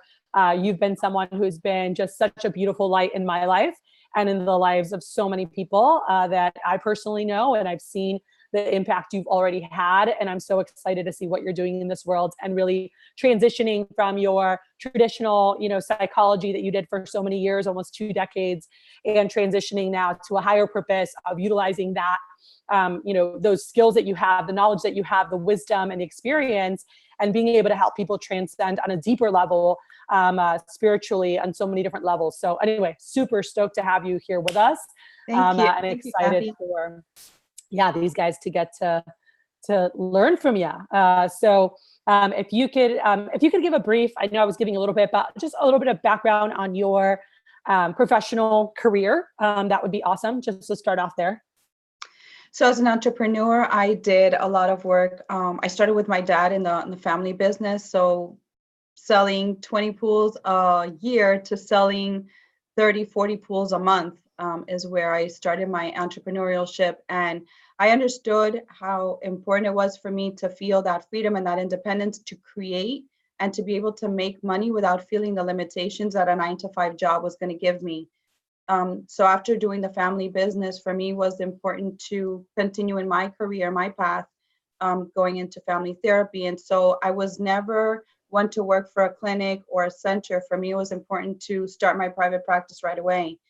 And so that's exactly what I did. So as a family therapist, I did private practice for over 17 years, seeing 50 to 55 clients a week, gaining a lot of information on not only the mental health aspect of the business, but more than anything for me, it was about learning about people. And I realized very early on the importance of understanding that we're not just our thoughts and we're not just our emotions, that energy and the energy in our environment is so important in how we navigate through that and how we get to either be successful or not. And so even working with kids, it was important to let the parents know that if the child was having issues in school with learning disabilities or ADD or all of those kinds of diagnoses that were being given, they had to take into consideration what environment this child was in. There was a lot of conflicts at home. If there was a messy environment, that we had to also take into consideration where this child was learning. What kind of experiences was this child having at home? If there were blending families, if there were separate families where there's, mom and dad live in different homes. So all of this was very much part of me just compiling all this information throughout the years of how to continue to help entrepreneurs, coaches, business owners, executives on how to be on their game. And early on, I understood even for myself, if I was going through an emotional spat or a situation in my own personal life, that was going to trickle into my business. And so when people are telling me, well, my business is doing really well and my personal relationship is not, or I'm having issues with my kids or my partner or my home, then I know that there's something wrong. There's something missing. It is impossible for you to be struggling personally or having a personal issue and that not trickle into your business and vice versa. And this could be you being in sales or being an entrepreneur. It doesn't matter in what field. We are an extension. Our business is an extension. Our performance is an extension of who we are and how we feel. I love that. And for you starting off, and I want to dive more into this and thoughts and talk about this. But before, what attracted you first to go into this field and go into, psychology and family therapy? Like, what was the first thing that really attracted you there? Well, what inspired me, Kathy, was the fact that I knew that family is important. I think family is important to everybody. I believe that family is important to everybody. And so if I could help people at the core issue of whether it was something that happened to them during childhood, whether it's a situation that they're undergoing as an adult, if I could help people at that level, then I knew that the other areas of their lives would become better and they would have more success in those areas as well. So for me, it's been important to really go into what is the cause rather than the effect of things. Yeah. And I love, what you just said before of like, just being an extension of like who we are. And I think a lot of times, and I know this has happened for myself at times, where I'm just like, all right, I'll just go over here and work and stay busy and like not deal with this. And for periods of time, I felt like it was okay. Like I got through and I was able to like, do this or do that. But, with time, that's something that eventually like you feel the energy drain because you're really like pushing to create things, pushing to make things happen. And so I wanted to ask you, like, from working with so many different entrepreneurs and like, what are some of the common things that you've seen happen, just cycles that you've seen happen. And even what I just mentioned that really holds people back from being where they want to be or who they want to be. Well, when they say that statement that says you're in your head is so true. Whatever's in your head is going to capitalize in what it is that's going on in your business and what it is that you're bringing into your relationships. So the thoughts are so important when we're looking at or thinking of, a lot of people talk about mindset, but I like to go beyond mindset. I like to understand, or I like the person, the individual to understand what are the thoughts running through their mind. What is the self-talk? What kind of information do you tell yourself when you look at yourself in the mirror, when you're introducing yourself, when somebody is giving you a compliment? Is it coming with an emotion of fear? Is it coming with an emotion of anxiety or not feeling that you are worth or worthy the title that you've been given? So what we think about is not only what we're creating, but it's from the standpoint of how we're living and evolving. And all of that holds a consciousness. So whatever our thoughts are, if they're positive thoughts, then it's going to hold a higher consciousness, a higher frequency of energy. So you're going to be able to create from a higher frequency of energy. But if you're thinking low thoughts about yourself, or the self-talk that you keep repeating within yourself is negative or of a lower vibration, then you're going to be performing at that level. Mm-hmm. So as a performance coach, you're helping people through their performance. If they're stuck in, well, I lost the last deal, I didn't close, something is happening at home with one of my kids, or my wife or my husband aren't, we're not in a good place. All of that is going to affect how many more deals they close. All of that is going to affect how much more success, how much more volume of business they're going to be able to bring in and attract into their field of energy, into their reality. So it's extremely important to know what our thoughts are doing and what is going on in our mind. Yeah. And I was just going to ask this, but I guess you pretty much answered it. I mean, there's people that think, oh, well, I can keep that separate. Like, that's not affecting my performance. And then they say, what are your thoughts on that? You're like, no, it is affecting. Yeah. Even though they think it's not, like they could be at such a different level, and what have you, so as you've dove in with people who, let's say they are, and by the way, many, on this call, whether it's stuff at school, things with family, things with, loved ones, loss, right? Like there's been times where we're dealing financial struggles where there's stress, there's stress, there's anxiety, there's, low energy. There are certain thoughts in our head of like, how am I going to get through this? Or I'm not enough, or just this feeling of like despair. And I'd love to, how is that affecting performance when we're having those thoughts? The thing is that what we're experiencing in our performance has a lot to do with what we're feeling and what we're thinking. So let's say that you have a thought of, let's say that the repeated thought is, I will never make $1 million. And you're being presented opportunities of making $1 million. If there's a part of you that doubts, right? So the thought that that's never going to happen to you, that is a much more powerful thought than the fact that you are going to make $1 million. Because what we attach an emotion to, so let's say that you come from a home where there was a lot of scarcity. And so the emotion that you attach to money or around money, or the fact that you will never be a millionaire, is so much more powerful than the thought that you can make this $1 million. And so the thought mastery program that I've created is to help people not only be aware of what thoughts are coming through their mind, how those thoughts got there, if it was something that was part of your childhood rearing and your upbringing, if it's something that you learned later on, maybe you did make $1 million and you lost them. And now the fear is that, well, I made them and I don't want to feel the fact that I could lose it again. So I'm not even going to attempt to make $1 million. We've got to understand where those stories are coming from, because those stories were placed there by ourselves into our own thoughts. And so if we placed it there, we want to understand where it came from, how it was created, how it served the person, right? Because it's important to honor, it's been there to protect you from something. And then to really be able to move yourself out of it and replace that thought with a positive thought, with, you know what, I can make $1 million. It's easy to make $1 million. Other people have made $1 million, so I can do this too. And so how do we start getting into formatting the mind? It's a reprogram that happens in our subconscious. How do we format our mind to now begin to believe that the true fact is that if you change your thought and you start to create from that place, I am going to make $1 million. I deserve the $1 million. Those $1 million are mine and it's my birthright. Now we start formulating from that place in that position. So it's really aware of what our thoughts are is very important.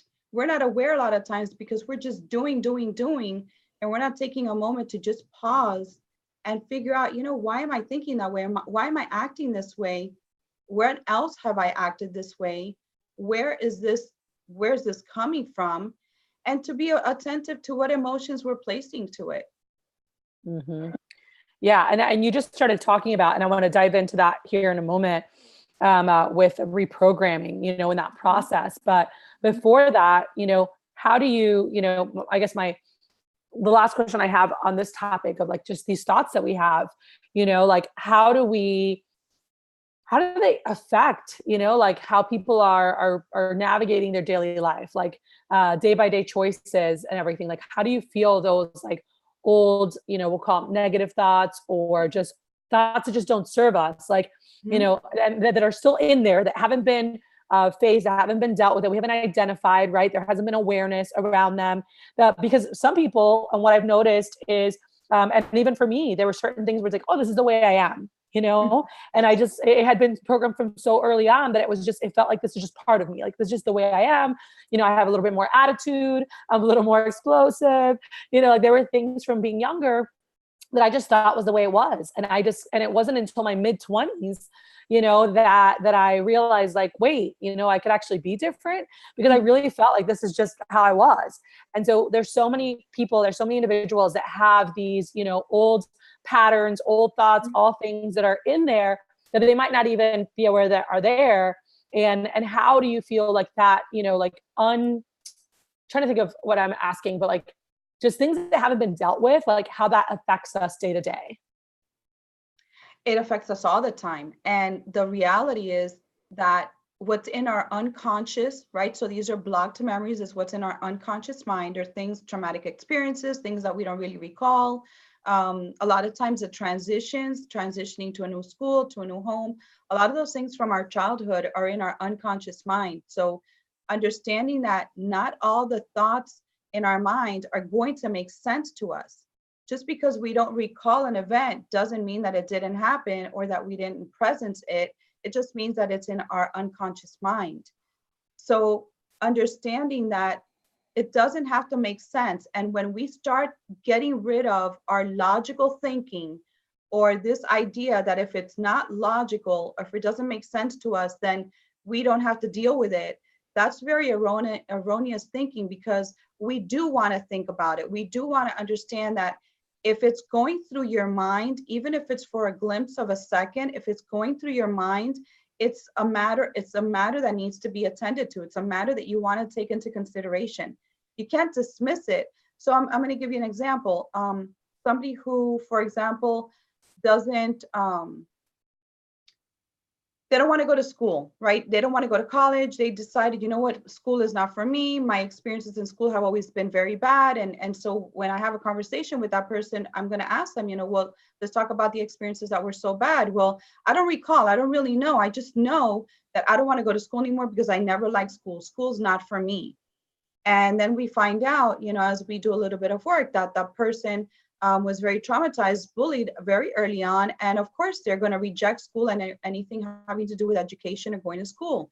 Well, that may not be something that they had awareness of right away. Maybe it's not in their conscious mind, but it was something from their unconscious that was creating a reality that really didn't make any sense, right? It's not logical for that person not to want to go to school. It's very illogical, because if they didn't remember what happened, then that's an illogical thought. So I like to allow people and I give them permission to just remove themselves from what is logic. Let's go with what you're feeling, and let's just start to assess, okay, so when you go into a school, what does that feel like? And so at that point, now we're not just going into what they're thinking, but we're also finding out what emotional attachment they built into going to school, for example, or going into a building that's a school, or a place where there's education. So we're not just looking at what is present, what is consciously in our awareness, but we're also diving into the unconscious and the subconscious, which many times, that's why meditation and all of the practices, all the work that I do with my clients has to incorporate some level of meditation, where in the meditation, we get to unravel and open up what has happened to them, either unconsciously or subconsciously. Because we've got to bring that to the surface. And then once we do, and we can process what's gone on, now their thoughts become cleaner. Their thoughts become more aligned with what they consciously want to create in their existence and their reality. So I want to chat about that. So you were saying before that, obviously, like, our thoughts, like, if there's any thoughts in our minds, right, that any kind of doubt, like, we have a goal that we're going for, something that we want to do, but then that little thought in our head's like, yeah, you're probably not going to do that. Like, any one of those voices, that is stronger than whatever we're looking at, whatever we're going for, that's going to hold us back. So how do we move from that? You know, how do we reprogram ourselves? Like, how do we shut those little voices or get rid of them and kick them out? Like, you know, what does that look like?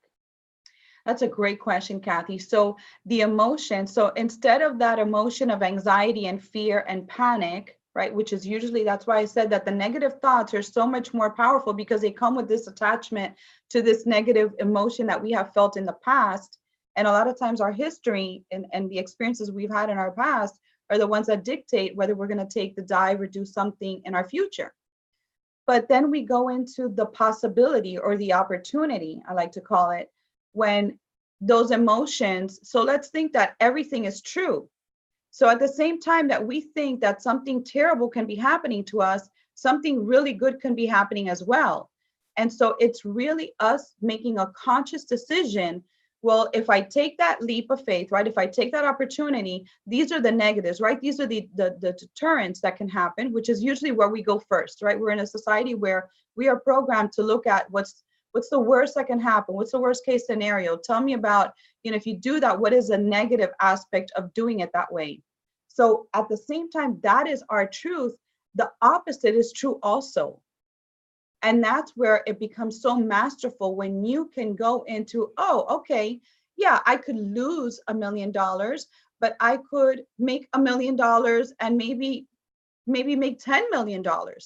So it's looking at, how is it that we're going to take you from not taking the leap of faith, not taking the opportunity, and that the opposite is true also?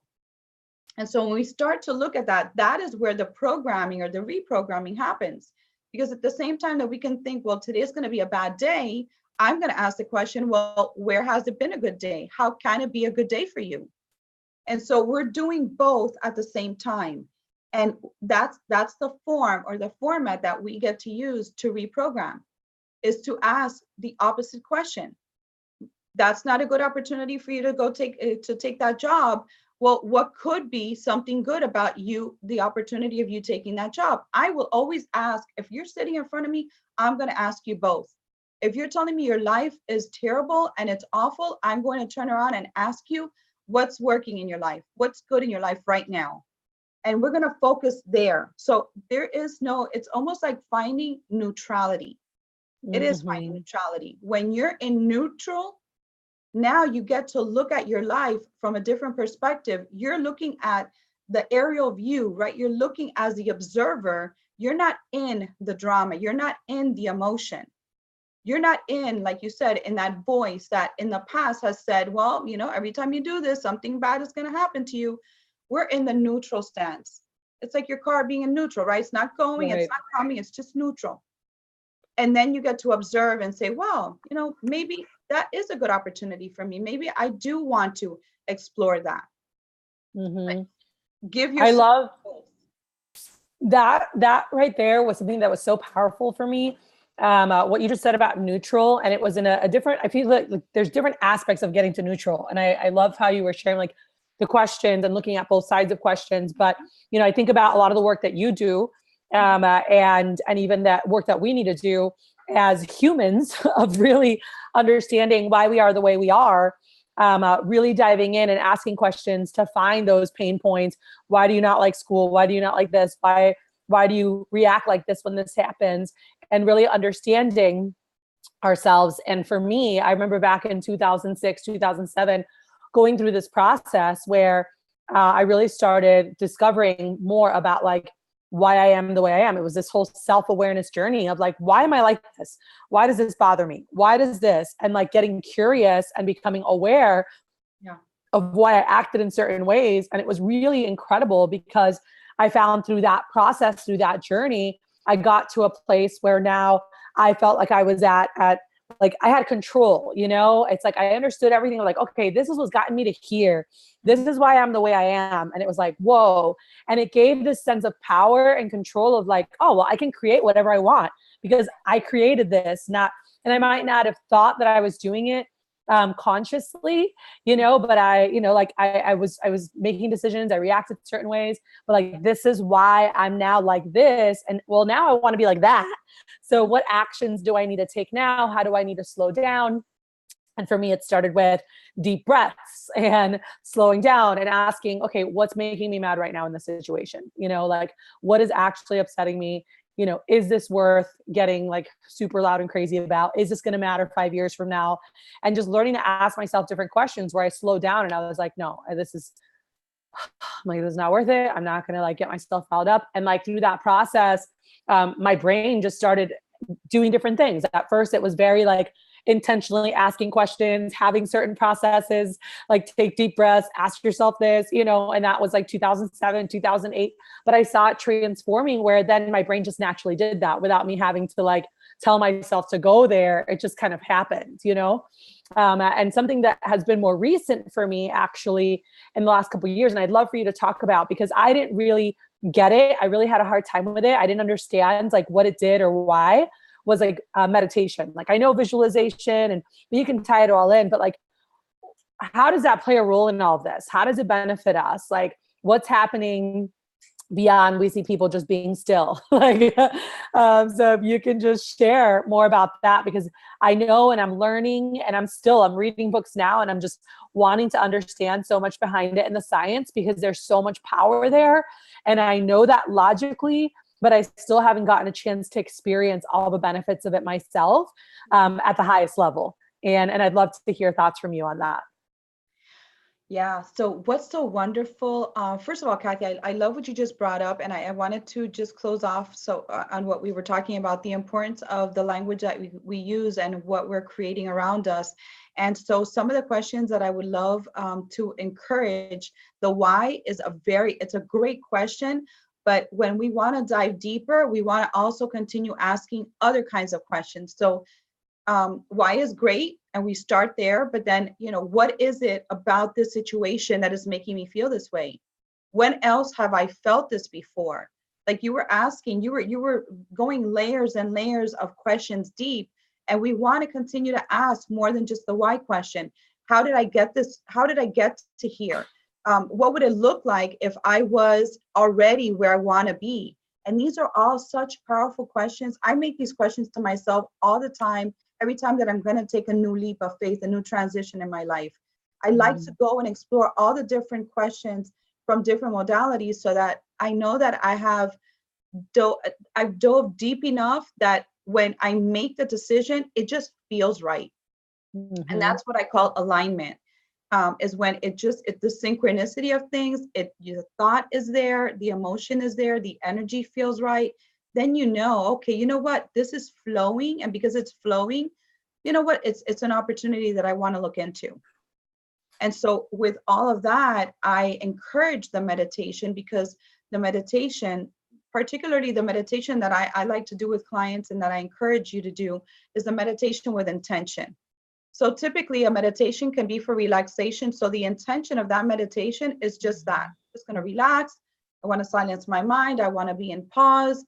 I want to just separate myself from everything and everyone right now. And so it's a meditation for relaxation, but a meditation with intention to create something, or to take an opportunity, or to increase your sales, has a lot to do with you. Number one, you're relaxing. Number two, you're tapping into your subconscious mind.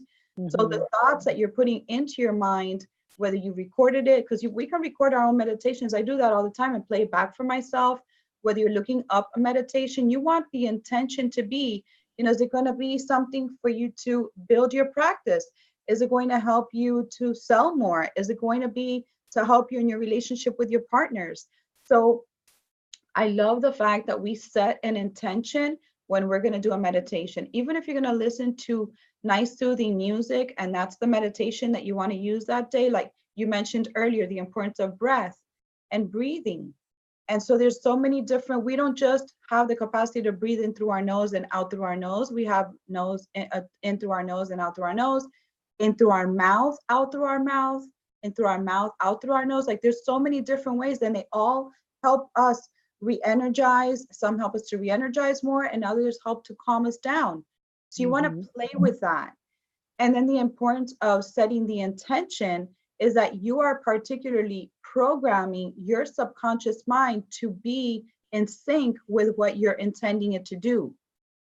So these are all formats of So again, we're going back to programming your subconscious mind not to be in charge and running the show, but more for you at a conscious level while in meditation to be able to manipulate and maneuver your subconscious mind to do what you want it to do, to help you to feel more inspired, to feel wiser about the decisions that you're making. All of these things are implemented through meditation. And it's such an easy way for us to do that because it's effortless. We're just pretty much in a place of silence where we're just being quiet with ourselves. Well, how or why? Oh, I don't know. I got some background, but how does quieting ourselves, like, how does that benefit us? Like, what's happening? What does it do by like taking time to pause and quiet or slow down? How does that benefit? Well, you're being more present with yourself. So you're being more present with your thoughts and you're allowing space for yourself to really connect to how things feel for you, how things are in alignment. You will know in the different areas of your body. For example, if you are experiencing heartache, you just came out of a breakup and you feel like there's a lot of energy bottled up in your heart center, then meditating and opening up your heart or allowing those emotions to be processed or to filter through is going to help you not necessarily be making all your decisions based on your breakup, which is typically what happens. Is whatever we've experienced at that time or that day, everything now is around that. So when you're silencing and calming your body, you're in, number one, you're present with yourself. So we go back to just being mindful. You're present with yourself, with just being in that moment. You become attentive of your breath, how you're breathing. And you, like I said, you can create whatever breath feels good for you. And then in your mind, you're going to be more attentive to what your thoughts, what are the repeated thoughts that are worrying you, that are keeping you out of sorts, that are not allowing you to feel calm and relaxed.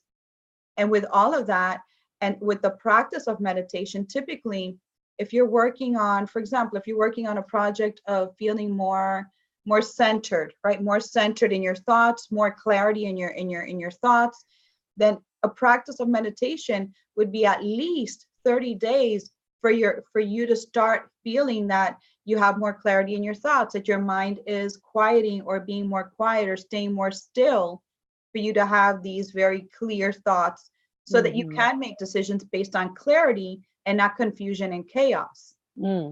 I love that you say that, because that's what I felt for sure. Was I felt more of a sense of control in my thoughts versus my thoughts controlling me. You know, I was like, okay, what am I thinking? How's this affecting me? And then being able to intentionally choose different thoughts or, you know, go elsewhere versus just like being reactive to whatever was happening inside of me. And so I love that you just mentioned that. Before you share any final thoughts that you have, Eileen, I'd love to open it up, guys. If there's any questions that you have while we have her here, in regards to anything that she's mentioned, or maybe even if she hasn't said something that you'd love to throw at the expert. Hey, Eileen, my name's Ryan. Thanks so much for being here with us. Oh, thank you. So happy to be here. Awesome. So I really like what you've shared so far, and I wanted to know your feedback or just some comments about like how identity plays into all of this, and you know, our beliefs, values, and rules, and how that kind of plays into meditation and clarity and controlling our thoughts rather than having them control us. If you could reflect on that a little bit. So when you're talking about identity, what exactly, define identity for me? So example, like Tony Robbins identifies your identity as your beliefs about life, about whatever, about yourself, your values, what you hold as most important to you, and the rules that you have as to like how those values are fulfilled. So what I like to point out, Ryan, on that perspective is the self-talk. Because the self-talk are the messages that we received growing up by our environment, by our family, our friends, our teachers, our coaches, what you say to yourself. So if you come from a mindset, or you come from a place where you didn't feel good enough, then you are acting and you're experiencing your reality from not feeling good enough. So you've identified your performance somehow with how other people defined you. And so when if we were doing some work together, for example, I would ask you, what are you saying to yourself? Where is the self-talk that you have going on, this communication, this inner dialogue that you have with yourself? Where did you get that? Where did that stem from? Who have you heard talk to you that way? Where did those messages come from? Because we go back to, those can always be reprogrammed and extinguished so long as we know where they came from. And so that is going to help you be able to identify that I'm like that, like Kathy said earlier, I'm like that because I am that way, or I'm that way because I was taught to be that way, or I heard my parents talk about it all the time.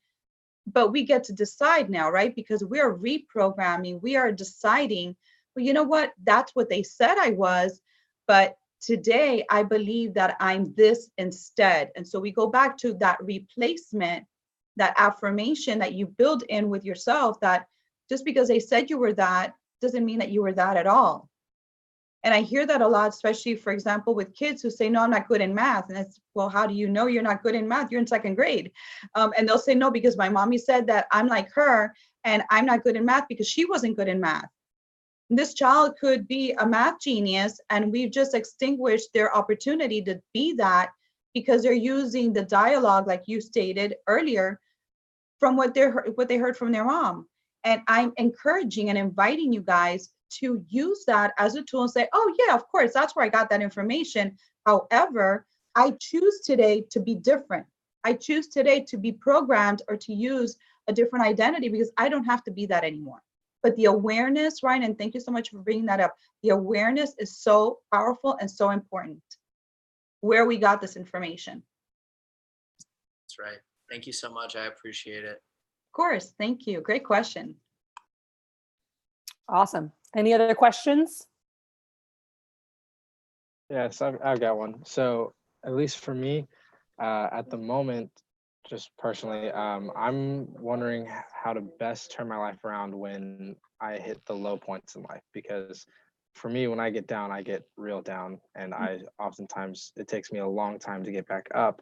And I was wondering if you had any emotional or positive self-thought tips that I can, implement into my own life. So thank you for that question. So when you're going down, Michael, when you're going to this deeper, lower place, it's a recognizable place for you, right? So this could be a pattern that you created again growing up, or a pattern that you've created in your adult life. So the pattern of going that deep becomes very familiar, right? Because the things that are familiar to us are not necessarily good for us, just means that they're familiar.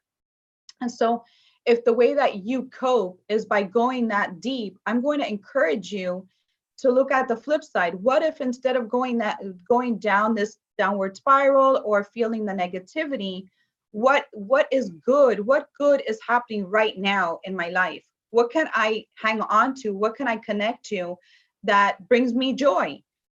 For example, it could be an outing, a particular outing, or maybe you like doing sports, or maybe you have a pet that you feel very close to. Again, finding something that's going to offset so that when you're going down, it doesn't have to be that low, but you want to acknowledge, typically this is what I do or what I've done, but I'm going to start to reverse that. I'm going to start to change that up a little. And what I can do instead is when I'm feeling that, I'm going to go, you can turn on music that you like, you can dance. There's so many things, but you can find something that you are aware of, right? Very conscious decision that you no longer have to be that person that when you're going through something has to go through that deep down low point. And being aware of it is step number one. Okay, thank you. Thank you. Anyone else before we wrap up? Yeah. Yes, ma'am. The question I have is, how long does it take to change, the change take effect when you do a meditation? Kenneth, it's very particular. I want to say that it's a very individual process. So if you're doing meditation on a daily basis, after about 30 days, you're going to start to feel the shift. 90 days is ideal because any kind of reprogram, 90 days, 3 months is good for habit forming. For example, in my own personal life, I meditate before I go to sleep and I meditate in the morning. So for me, it's important to close the day with a meditation and to open the day with a meditation. I feel like I sleep better, I rest, and then it helps me to be alert and to have a lot of clarity throughout my day. So it keeps me very active during the day as well. Okay, thank you. You're welcome.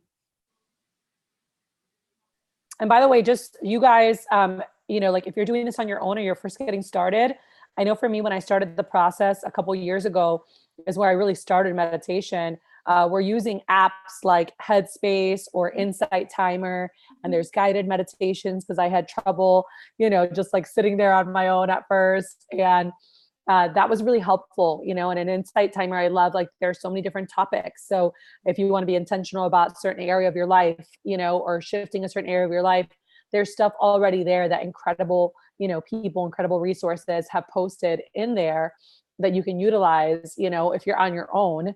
And then obviously having, amazing mentors and coaches, like Eileen, are super helpful as well. But that's just, it's a resource that helped me when I first got started that I just, wanted to share with you guys. And Eileen, any final thoughts you have for this group before we go? I appreciate you being here with us. Of course. So I want to leave you all with this. When we're in our thoughts a lot and the repeated thoughts that are playing over and over again in your mind, I want you to become very aware of what those thoughts are. So if somebody is worrying all the time about money and finances, or you're worrying all the time about your relationship with your significant other, I want you to target or strategize around that first and realize that if that is something that is keeping you up at night, or if that's something that is a recurring thought that's playing over and over again, you want to work through whatever that is, because I promise you that is inhibiting or blocking you or keeping you stuck in other areas of growth and where you can be evolving in other areas of your life. So don't dismiss or don't just push aside, oh yeah, I know I'm having that problem, I know I'm having financial issues, or my partner's just, when we do this, we're not doing this. When we're avoiding our reality and when things are keeping us up and they're not allowing us to have a peace of mind, you're working from chaos. And so I'm going to encourage and invite you to be aware of what that is, and don't walk away from it.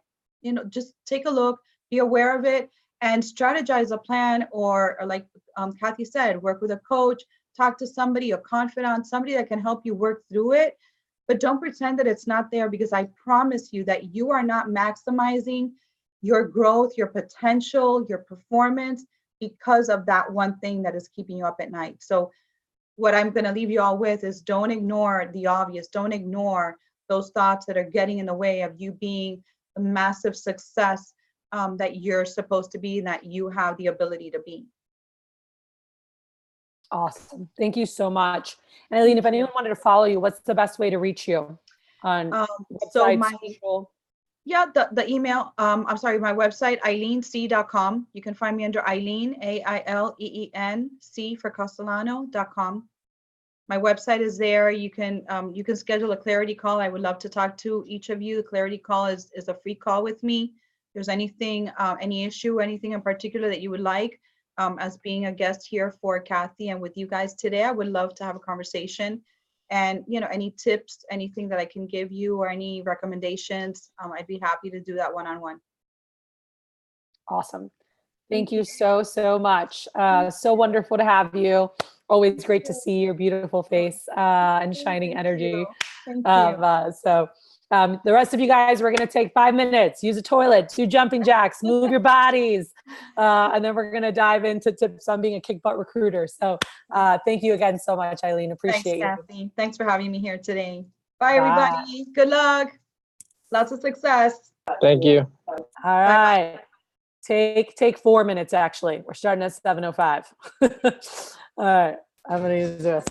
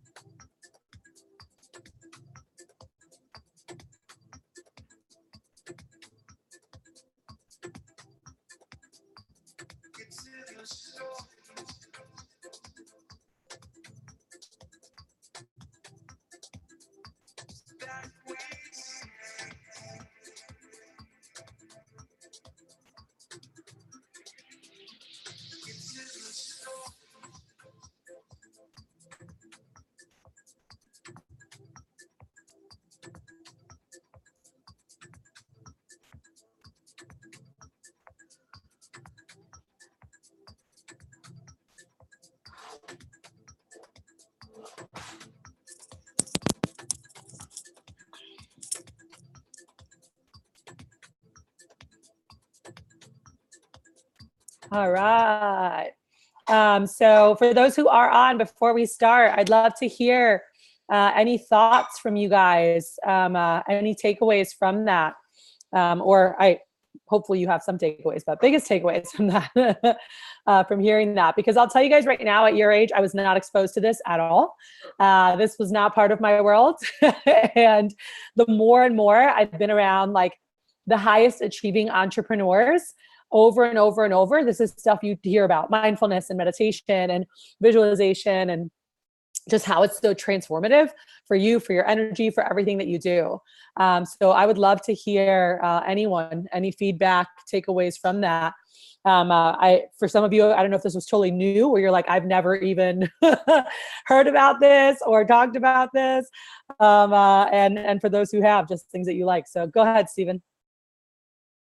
Yeah, I love how you could tell from just my face that I was about to say something. So like really at the end, like one of the big things that she did is when she was like, like what's in your thoughts a lot. And literally my thought process every single week is literally just, okay, what's next on the list? What's next on the list? I'm just constantly moving, like from the time I wake up to from the time I go to sleep. I'm never not doing something, like, because I wake up, go do PT, yell at freshmen, do all that, core stuff. And then after that, it's boom, do homework or something before class, go to class, do homework in between class, go to class. After that, then depending on the day, if it's a Monday, I'll have, then I got formation, and then boom, do this. More homework, go to bed at like 10:30, wake up at 5, rinse and repeat every day. And then I'm not front loading all of that up until like Friday so that I can have some semblance of me time, which again usually doesn't happen because I end up like either having to do a that can just cause a lot of overwhelm. Yeah, like, so it's just like, I was thinking about that. I'm like, what am I constantly thinking about? I'm like, just work, just always what's next on it. But, and then something that she said that I really love, just because it's kind of part of my life philosophy, when she was talking about how negative emotions are much easier to influence you than positive ones. It's like, my philosophy in life is approach it with such overwhelming positivity, people might think I'm a little crazy.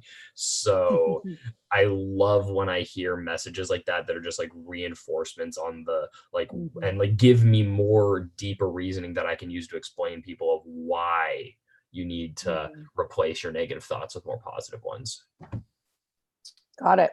Awesome. And by the way, I want to say this, like I was someone who was always like, go, what I need to do, what I need to do, go, go, go, go. And there's, it's so incredible what happens when you pause even for 5 minutes to just be instead of do. And you're able to like do some deep breaths. And it's like, how can I show up to this next thing I have to do?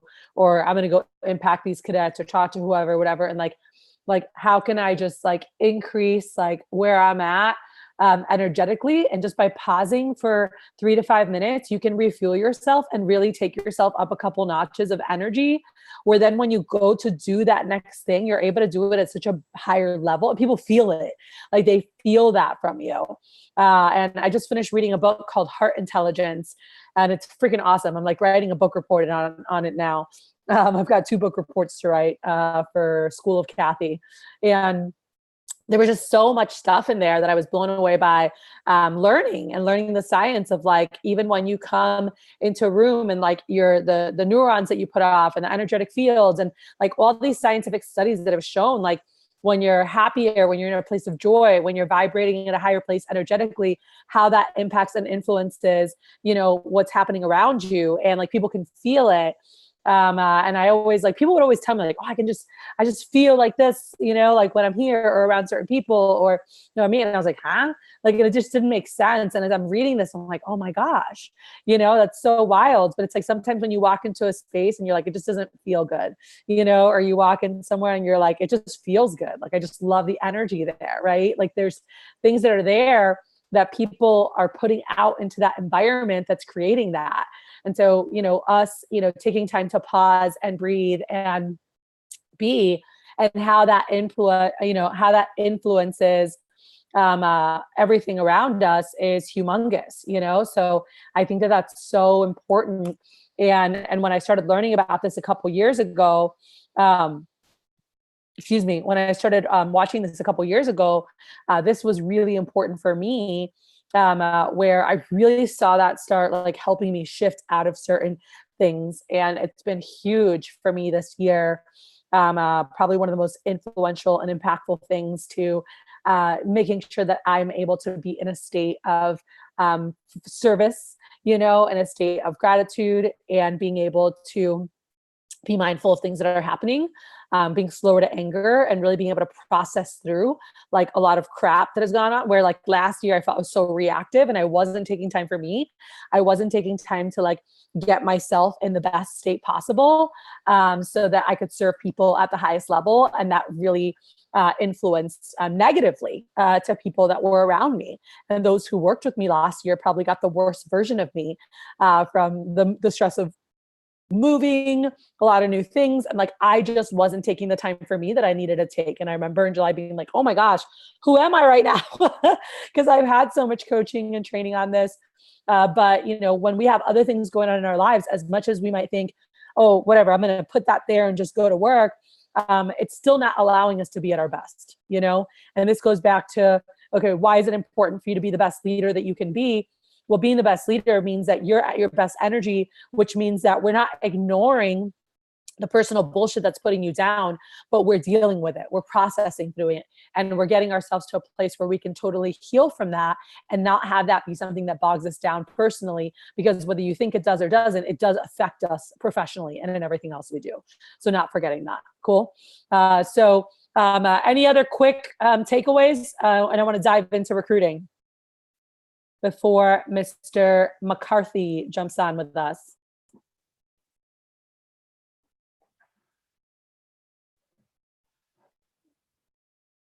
All right, I don't hear anybody, so I'm gonna take it as a go. All right,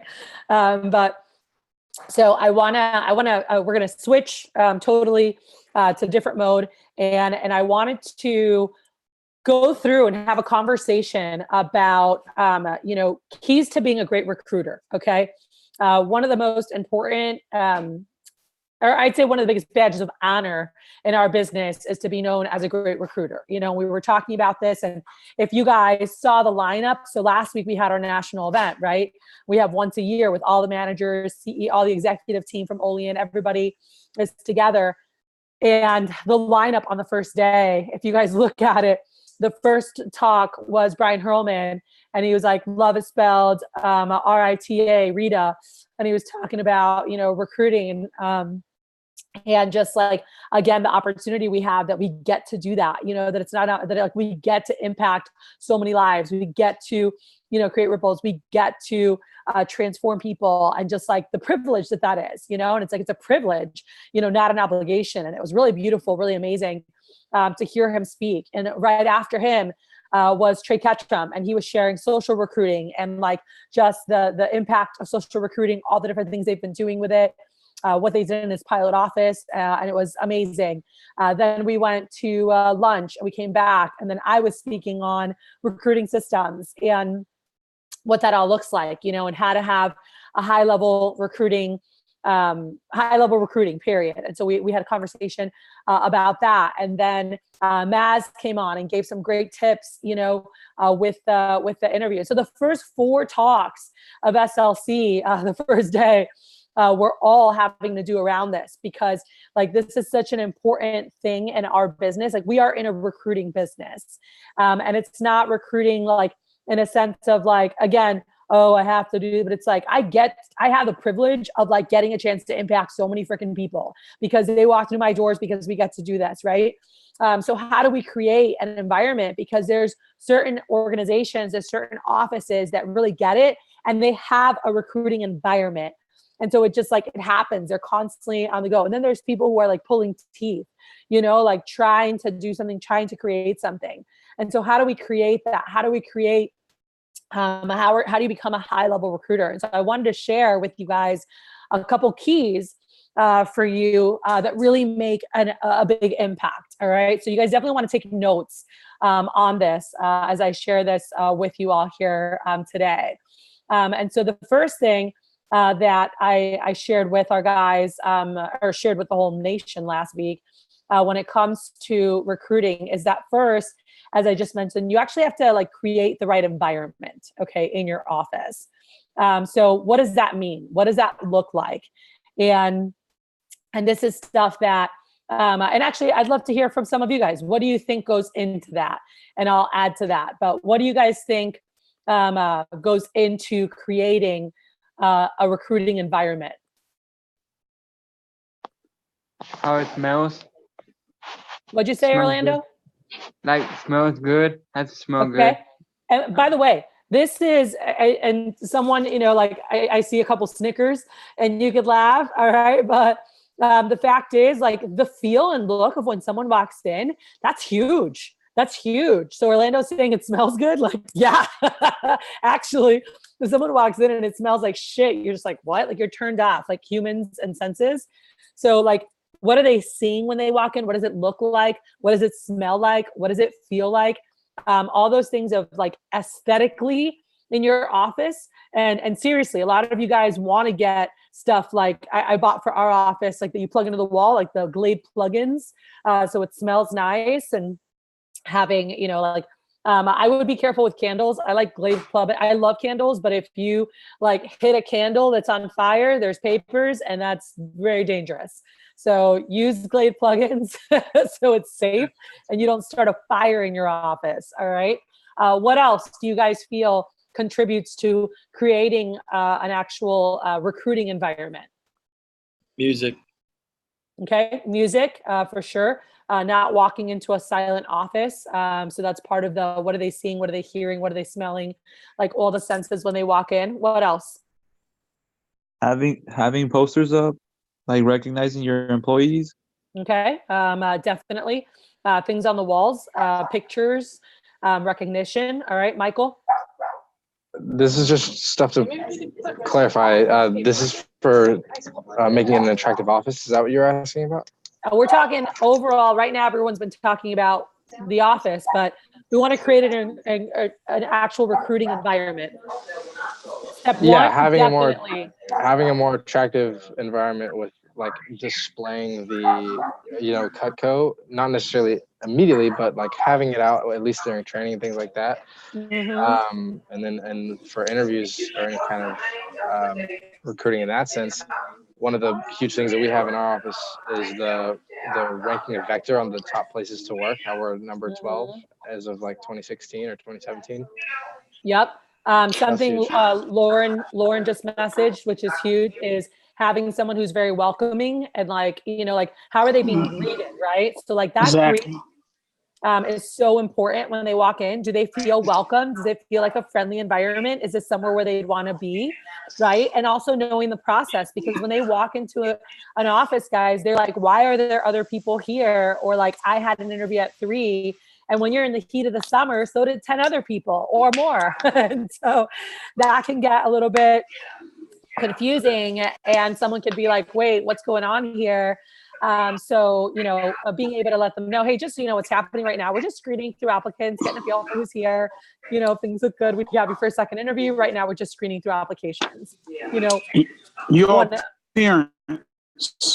Your appearance, yes, for sure. So are you someone, like when you walk in, you're like, oh, I want to be like that guy. Like when you look at Roman, you're like, oh, I want to be like that guy.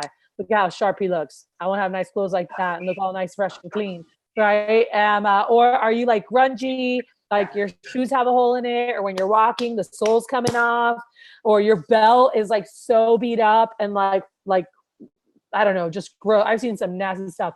Wrinkles. I'm a huge wrinkle fanatic. Like you're all wrinkly or sweaty. Like you guys can buy a little steamer to have at your office for $16. Okay. Steam your damn shirt and make sure that it looks nice, that you look presentable. Like when do you go meet with a CEO and they have like a super wrinkled shirt? Like what the F? All right. So yes, like the aesthetics of that are super important. The greeting, and I think about the attention people get, as Lauren mentioned, super important that they have that. All right. So those are just things when people walk in, but beyond that, like before that, you as a manager, when you're first starting off, when you're opening up, I think about for you guys personally, do you have, and you could write these things down. So I did have office aesthetics. All right. So everything having to do with the office, hear, smell, feel, like when they walk in, that's super important. All right. But something that you want to have on your wall, which by the way, Roman, we need to get blown up again and put on our wall somewhere. And I don't know if that goes like where the success coach is or if it goes on another wall. But we used to have a big poster in Miami and we never remade one, or maybe we did. And then we didn't make one from West Houston to Clear Lake, was the mission statement. And having it on a bigger paper, like in a poster. Because when people are sitting in the interview and they see that and they read that, they're like, oh, wow, like that's something I'd want to be a part of, And so that's something that's attractive of like, wow, they're helping people be best version of themselves and this and that, And so we had our mission statement. And by the way, you guys, I'll teach you guys later in the spring how to create one with your team.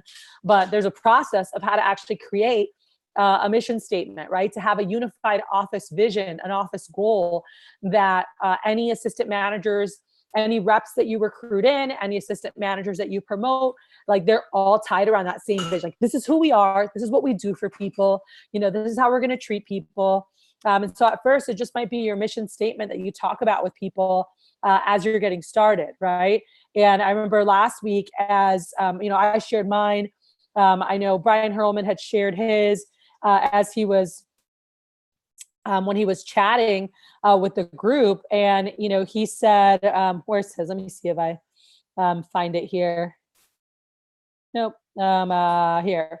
So he's like, I teach college students how to effectively lead themselves and positively influence other people.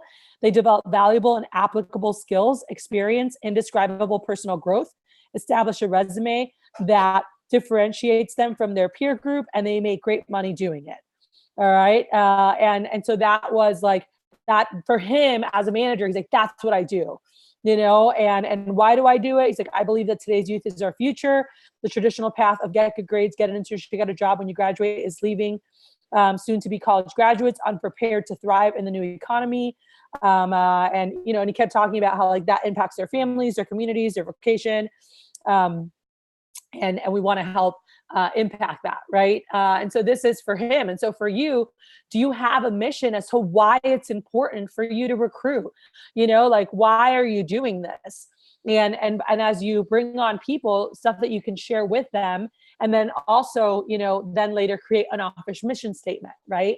But having a personal mission as to why you want to do this, and then creating that shifts your mindset. And when you bring people on, like they get tied into that, I remember I was like, I want to impact 400 people's lives. Like they'll never be the same because they came through these doors. They'll be more confident. They'll know different. They'll understand what it means to encourage and uplift people, to bring out the best in others. Like those were things that were important to me because some people never get to see that. They never get to experience that. All right. The next thing with the recruiting environment is the recruiting mindset for you and for your staff, right? Like when you guys go anywhere, you guys go to Chipotle, you guys go to wherever, like before Eileen started, I know we didn't get to go through everybody's stuff, but Ryan mentioned Subway, right? Not just putting posters and stuff everywhere, but like anywhere you go, are you guys actually talking to people? Are you bringing stuff up, where you're like, oh, like, hey, do you know anyone looking for work? Or if they're super sharp, be like, hey, are you interested in some extra income possibly? Like part-time around what you're currently doing, and like just constantly anywhere you go looking, because that their life could never be the same. I was a waitress for several years before I started Cutco. I worked at Macy's, ringing up clothes and, whatever. But, I think about, even for me, if someone had said, hey, would you possibly want to check out something it's really flexible, and, you might really like it. You seem like you're really great with people, like check it out. I wish someone would have told me earlier before I found this dirty business card on the floor, but are we constantly just giving the opportunity out there? Because thank God I bumped into that dirty little business card that forever changed my life. All right. But if I hadn't, I always think like, oh my God, like would someone would have talked to me about it? Would I would have met somebody, So like, are we constantly like sharing it with people we meet, people we see? If you guys go for team night out and you're eating at Applebee's or Hooters or wherever the hell you are you actually talking to them and saying like, hey, by the way, like you have an amazing personality. Be like, I just wanted to tell you, I'll be like, I work with a company, big student program. You don't have to be a student, but develops, presentation skills, time management, organization. You can earn scholarships. Like there's a lot of cool perks. And we're always looking for people who are like, have a good personality, can work well with others, or they want to develop that, And anyway, I thought you might be a good fit. Were you possibly interested in some extra income part-time, and they're like, maybe. I'm like, I'd love for you to meet my manager and learn about it. Be like, it might be awesome. It might not work out, but it's definitely worth checking out, and just like anyone you're talking to, like, it's definitely something that's worth checking out. So are you guys constantly sharing the opportunity? All right.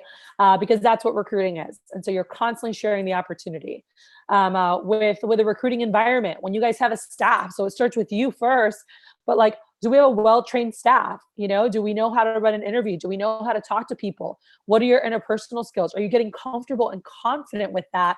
Because it's easy to, get all stuck and you're just like kind of awkward. And so just through repetition, you're going to get more and more and more comfortable. How are you on the phone? Like you guys heard Roland. Well, Roland's been doing this a couple more years. He's really comfortable. And he's just like, hey, yeah, I had to reach out to you. Da, da, da. And he's super, but that's just because he's done this so much. And so there's a comfort there, right? So what are your phone skills like? What's your confidence like as you're chatting with people, as you're interacting? And then guys, the last thing I want you guys to write down, with a recruiting environment is there has to be like weekly or daily goals that must get hit, and so set a number. It's like, we're setting 20 today. We're not stopping until we hit 20. We're setting 15. Like if you want to have a recruiting environment, you have to have a number. Like everyone knows, like there's a number for the day and we don't stop till we hit it. And by the way, you don't have to make that number 100 or 75, like just 10, 15, 20, 25, like whatever it is. It's like, this is the number for today. And like, we're hitting this. And so having that, and so everyone knows, like I loved when people would walk into my office like, what's the number for today? Because that's just part of the culture. And that's something that I think even in the pilot, like we've lost and we need to bring that back. And when we're recruiting at our highest level, there's always that number that we're going after and everybody knows it. And so people participate in that. And that's going to help your organization be at a different level than most people. All right. So that was the first thing, was all under recruiting environment. The second thing, what is your actual plan for carrying this out? Okay. So there's different layers of things. And I told you guys to start making a list, right? Of like, what are all the different ways on and off and things that you can do on an active front. I know that there are 5 main things that you can have on an active front. And I'm excited to hear some of your guys' stuff and how it goes into it. But the 5 main things that I know I want to have systems for, and you can jot these down, are campus. What is everything you can do on campus? Cool. From internal job sites, handshake, orientation, advertising, back to school blitz, like anything you can do with that. So on campus at your colleges. The second, our high school presence. What can you do in your high school? Speaking, volunteering, tables. What are all things you can do in high school? So you should be writing these down. If I say, what are the 5 things, you should be able to tell me. College campuses, high school presence, and then you guys can give me the details of all the things, specifics that you can do in these. All right, but college campuses, high school, PR system, what is that? What does that look like? What does it entail? What is your office going to have as a PR system? Okay. The fourth thing is social media plan. All right. What is your social media? How are you going to utilize Instagram, Twitter, Facebook, LinkedIn, Snapchat? Like, how is your office going to use those? So having a social media plan, and we'll share and we'll be talking about, ways that the pilot is using that. You'll hear things that are out there. There's a lot of stuff, a lot of ways that you can utilize social media to create recruits. All right. And the last one is off-campus advertising, right? And so this is, football games, basketball games, and I'm talking about like professional games, concerts, movie theaters, restaurants, bars, college night, like all sorts of things like that. So what are all the things off campus? What are all the ways that you can get word out off campus to people? And that's going to be a big thing during November, December, as we get word out for January program, because most people don't think they can get a job for 1 or 2 weeks while they're home for break. And that is something that they can do here. And so we're excited, with that. All right. So that is the second thing that we talked about, was just the master plan. Like, what is your plan in those areas? All right. Then the last thing is the execution of it. Okay. And if you want to be a kick butt recruiter, you have to have in your schedule, when are your daily blitzes happening? You should have at least 2 a week. The biggest recruiters have 2 blitzes a week, minimum 1, but the biggest recruiters have at least 2 blitzes a week. Do you have someone who helps make sure all the campus supplies are ready? And you guys, at first that's you, and then it's one of your assistants who's in charge of, are supplies ready, signups? Are we getting signups in team meetings? Like, there has to be, for your team meeting, when you go into a recruiting office for a team meeting, because there's an example of a post for social media, there's signups for active advertising, on-campus advertising, off-campus advertising. There's signups if there's going to be a social media blitz. You guys want these things to happen, and this is including in the pilot right now. If you want them happening, you just got to have signups for it. You got to plan, when is it happening, and then just boom, put up signups. And like week in, week out, people came in, like they knew like what was up, and people will help. And the more bodies you have helping, by the way, that creates an environment of recruiting as well. And they're excited to build it. And it's like, how are you promoting it? What are we doing for people? Are you like, we need more people to sell knives? Or it's like, how many more people are we going to impact, and how many more lives are we going to change because they get a chance to work here and learn self-confidence and time management and organization and all these things here. So making sure that we're talking about, all of those things. All right. So making sure that we have those. I mentioned before the PR manager driving daily set number. Do we have things ready at the team meeting? Here's a big one. Jot down recognition of PRs at the team meeting.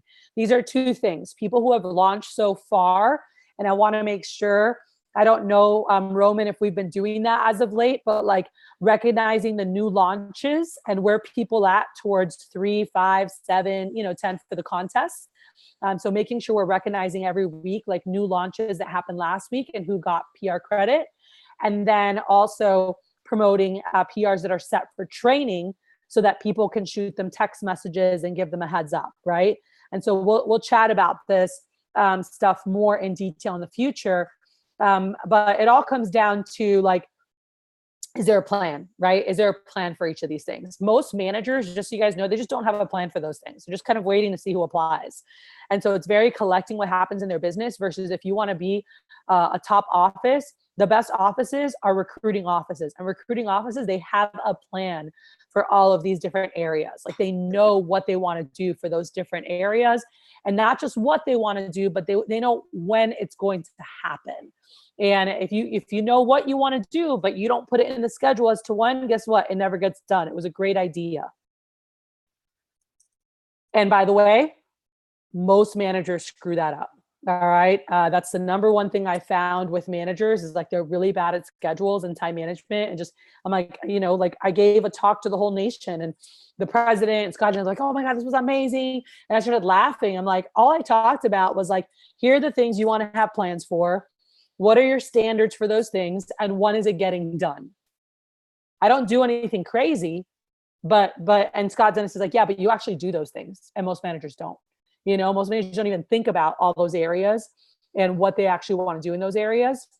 If they do, they don't have specifics as to like their specific goals, how many cards they're getting out, how many PRs they're setting, like how many messages they're sending out. Like you have to have specific numbers and goals, and then they might have that, but then they don't have it in the schedule. And if it's not in the schedule, you get caught up. Who's worked in an office before and you get busy with stuff, you get interrupted, you keep going, all of a sudden you look at the clock and you're like, oh shit, it's already 7 p.m. There's stuff that didn't get done. And so if it's not in the schedule, and by the way, booby trap yourself if you need to with alarms of like, all right, switch to social media messages. All right, switch to PDI now. All right, whatever. Set alarms for yourself in your phone so you have that to make sure that you're moving along. Because for those who have ran an office, you guys can attest to this. I'd assume like sometimes the day flies and you're like, what the heck just happened? Like it was just 10 a.m. and now it's 3 p.m. and you're like, oh shit. You're going to see this when you open your office. All right. And you'll get, for those who haven't ran an office, like you'll get it when you do. And that's something where you don't want to lose all those hours and not have been intentional with what you wanted to get done. And then be like, damn, I wanted to do X, Y, Z earlier and I didn't get to do it. So it's just setting it up so that you make sure you're on that, on the clock with whatever it is that you want to do. So I'm going to stop talking. Biggest things, if nothing else from this is how do you show up, right? Like, what do you look like? What does your office look like? Having that, and there's different aspects to really creating that environment. But then what's your plan in the different areas, and are you actively always looking to impact and influence people? Are you constantly sharing what you have available? Those are really important things to being a top recruiter. So questions, additions, I want interaction here. Go ahead. Yeah, I got a question. So when you mentioned recognizing PR launches, just, you don't have to go in detail or in depth or anything, but like, what would that look like for? I'm at a team meeting. Hey, congrats, Michael. Your buddy John just started this past weekend. One closer to getting you those Ray-Bans, dude. And by the way, I'm sure John's super fired up because, now he has a chance to make, or he already made $200 his first weekend. That's because of you, dude. Thanks for recommending him. That's awesome. Hey, Johnny, so-and-so launched out, already halfway to their second promotion. And so, Ogo's pretty fired up, already made $150 and wouldn't have done that without you, dude. So thanks for helping build a team and thanks for impacting Ogo and his finances. I'm sure he's pretty excited about that.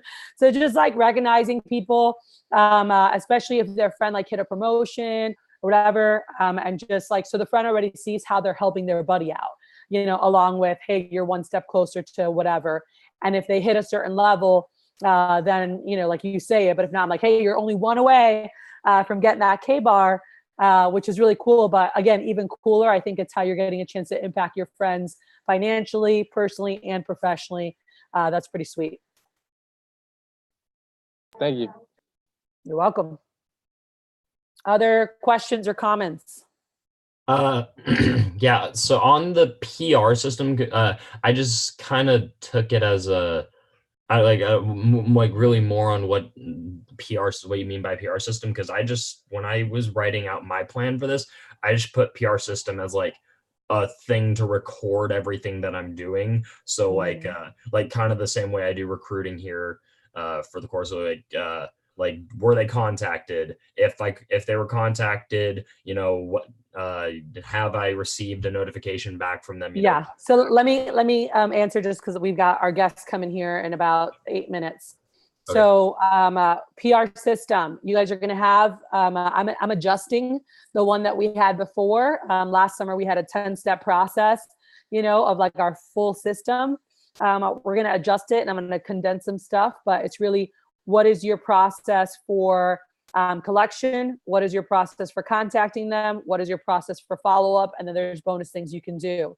So what is your system? And so some people, it's like, they're like Southwest region, there's someone who like does PR collection and then does Snapchat on the first day.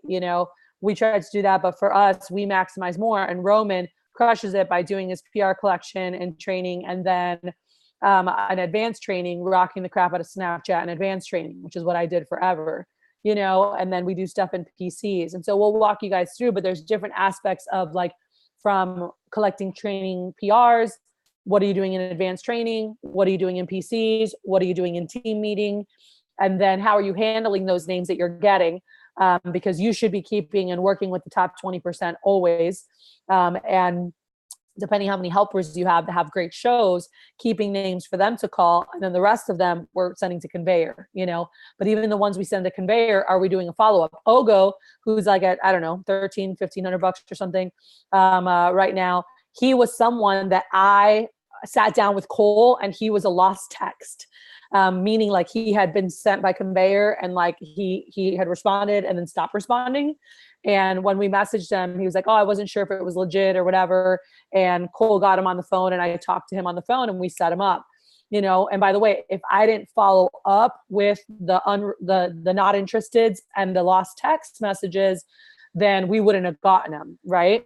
So this is a big thing that like people don't have a process for like following up because you can get a lot from there. So we're gonna talk more about that, not today, at a different time, because that in itself, we can spend a solid hour just diving into like the PR system. And that's a big thing we're going to talk about. As we go through the fall, though, we'll just be hitting different little parts of it. And then in the spring, those who are running offices, we'll dive deeper into that. Cool. All right. Other comments or questions? Yeah, I love recruiting. Like, I'm always at campus and then just talking to a lot of people and just being friends with them and getting their numbers. Yeah. I just want to say that he ran one of his first interviews this past week, and interviewed one girl, and he had a 100% show to training. So phenomenal job. Hey, Orlando! Yeah, I just brought that energy. And you know what? When you believe, like I love that you just said that, Orlando, and you're like, I love recruiting. I love talking to people on campus. Because the fact is like people can feel that, like they can feel it, and that you really love your job and you love what you do. And like they can feel that. And that's what we do when we do demos, right? That's when we do anything like persuasion, sales. It's just like, it's a transfer of enthusiasm and something that you believe in to somebody else. And they go, I want to try that, or I want to do that, or I want to buy that, so that's super powerful. So awesome. Thank you for sharing. Any other comments or questions? Rowan, anything you can add here that has helped you become a great recruiter? At first, when I would recruit people, I didn't really know what I was doing. Like when I was in the Woodlands office, I was just passionate about it. And then taking that passion and just really learning and perfecting like the craft and studying, knowing, I mean, honestly, guys, how Ryan was talking about like going to Subway and putting up posters, and then Kathy was talking about like, are you actually talking to people?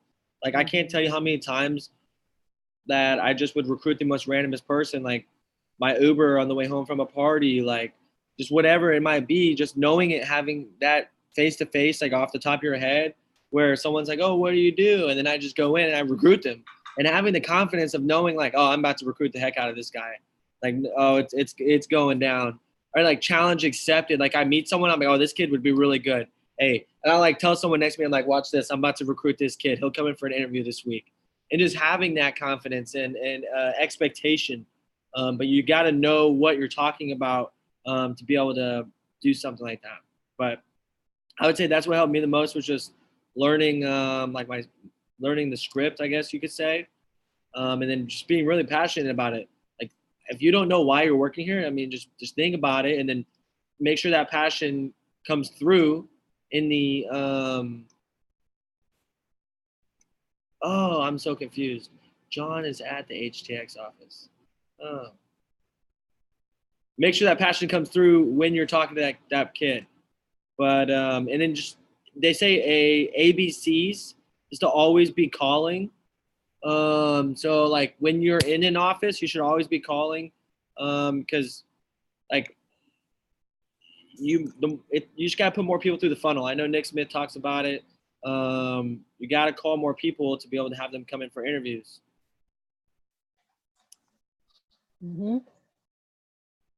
Sweet. And I don't know, John or Cassandra, any of you guys who have been recruiting, any other tips that you feel helped you become a great recruiter? Things you've learned about being a great recruiter? Oh, yes. Okay. Hopped on the right time. So knowing the job, like, especially I learned this at high schools. Like we're firing at football games, people are gonna think like what you do is weird, and that's fine. It's whatever. But just knowing the job, you got to know like how to talk about the job and handle every objection. Like better you can get at handling objections, the better recruiter you're gonna be. It's like, hey, give information, and then it's like not giving too much info, because I was the type of person who wanted to give them everything at once. You're almost like throwing up on them, and then they either think like two things: one, it's too good to be true, or two, like they're not even listening and they don't care. All right. So it's just like, hey, customer service and sales, do you like talking to people? Cool. Do you know soccer moms? Or like, almost like the face-to-face on campus approach that Kathy has. So keeping it simple and just knowing the objections, guys. If they're like, oh, it's like, this is what I do. I don't know if this is kind of advanced. I actually learned this from, I forgot who it was. It might have been Kathy or Spencer or whenever went to the high schools. But if you ever have a kid who's like, oh, that's a scam. I'm like, oh, wait, it's a scam? Like, wait, I work for the company. Like, come tell me why it's a scam. Like, because I'm going to leave if it's a scam. And they're like, oh, it's a scam because you make money off your friends. I'm like, well, I recommended like 974 of my friends, but I didn't make any money off them. And they're like, oh. And I'm like, oh, okay, so it's not a scam? Okay, thanks, bud. I appreciate it. And I just like, here's a card. So like just being confident and knowing what you're doing, because if you don't know what to say, you're like, that's like almost weird. It's like, no, it's not. Like, I've been with the company for a year. Like, I've made money. I've grown so much. Just being confident in handling those objections is really important to me. And I hope I didn't go like overboard there, Kat. But yeah. No, good stuff. And that wasn't for me, maybe from Spencer or someone else, but I always might have been Spencer. And that's personality, and it works for sure. But I think about when you just like what he said is so huge. Like, do you know your stuff? Do you know how to handle it? You don't want to give too much info and oversell the job. You don't want to give too little info. And so if you guys memorize and learn my face-to-face approach, which we covered back at CFC, you want to go back and look at that. That is something that at CFC, those who were there should have become familiar with it, but you sure as hell didn't learn it. And so you've got to practice it. You got to do it. You got to incorporate it. It's the best thing that you can do, because that you can talk to people everywhere. That's the best way to talk to people anywhere, everywhere, anytime. Super basic. You're selling the main points of the job, and then give them the link so they can go check it out, and get information. But you're also getting their number so you could follow up with them and see if they got a chance to check it out, or if they want to come in and check out an interview, So definitely makes a big impact. So great stuff. Another thing is knowing, like, if you're going somewhere, like, make sure you know, like, at least one rep from either that high school or like who would go to that thing. Like, if you're going to a movie theater that's around, Stratford area, make sure you know at least like one or two kids that go to Stratford, because you probably are going to run into a kid in Stratford. Like, oh, here's a card, by the way. Oh, like, I see y'all were in Stratford. Do y'all know this person? Oh, perfect. Like, he works here. And so again, being more personal, and that's what Michael was talking about on the PR call. But knowing if you know one or two people, that is so huge, because then they're instantly like, oh, someone who's good too. Like, what he just mentioned is an incredible tool. It's an advanced tool. I actually just messaged last week, Valerie. I'm like, hey, we need to make sure to get a list of all of our students that went to the different schools, because for interviews, this helps you for when you're out there talking to people. And they go, we've had people from Stratford that worked with us. And they go, oh, like who? And you can name people, even if they don't know them. They're like, oh yeah, no, I didn't know them. Or they go, oh my God, I know that person. But just like having those, that's a more advanced tool that's going to help you recruit more people. Because there's a deeper connection, and they know that you actually had students that were from there. So definitely an amazing, more, as you guys keep recruiting and learning, like that's something that goes a long way. So that's awesome.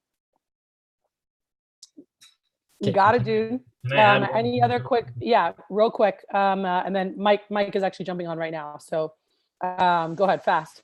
Okay. One thing I wanted to add really quick on whenever you're recruiting people, when you're running into the people that are like, oh, it's a scam or whatever, because this is something I went through a lot with Jacob Gordon this summer, because I had like one or two when I did my recruiting. Like it was like that, just people like totally convinced it was a scam. Your main goal, at least this is what Jacob said, your main goal with them isn't to recruit them, because 9 times out of 10, the people that are like convinced it's a scam, they're convinced it's a scam.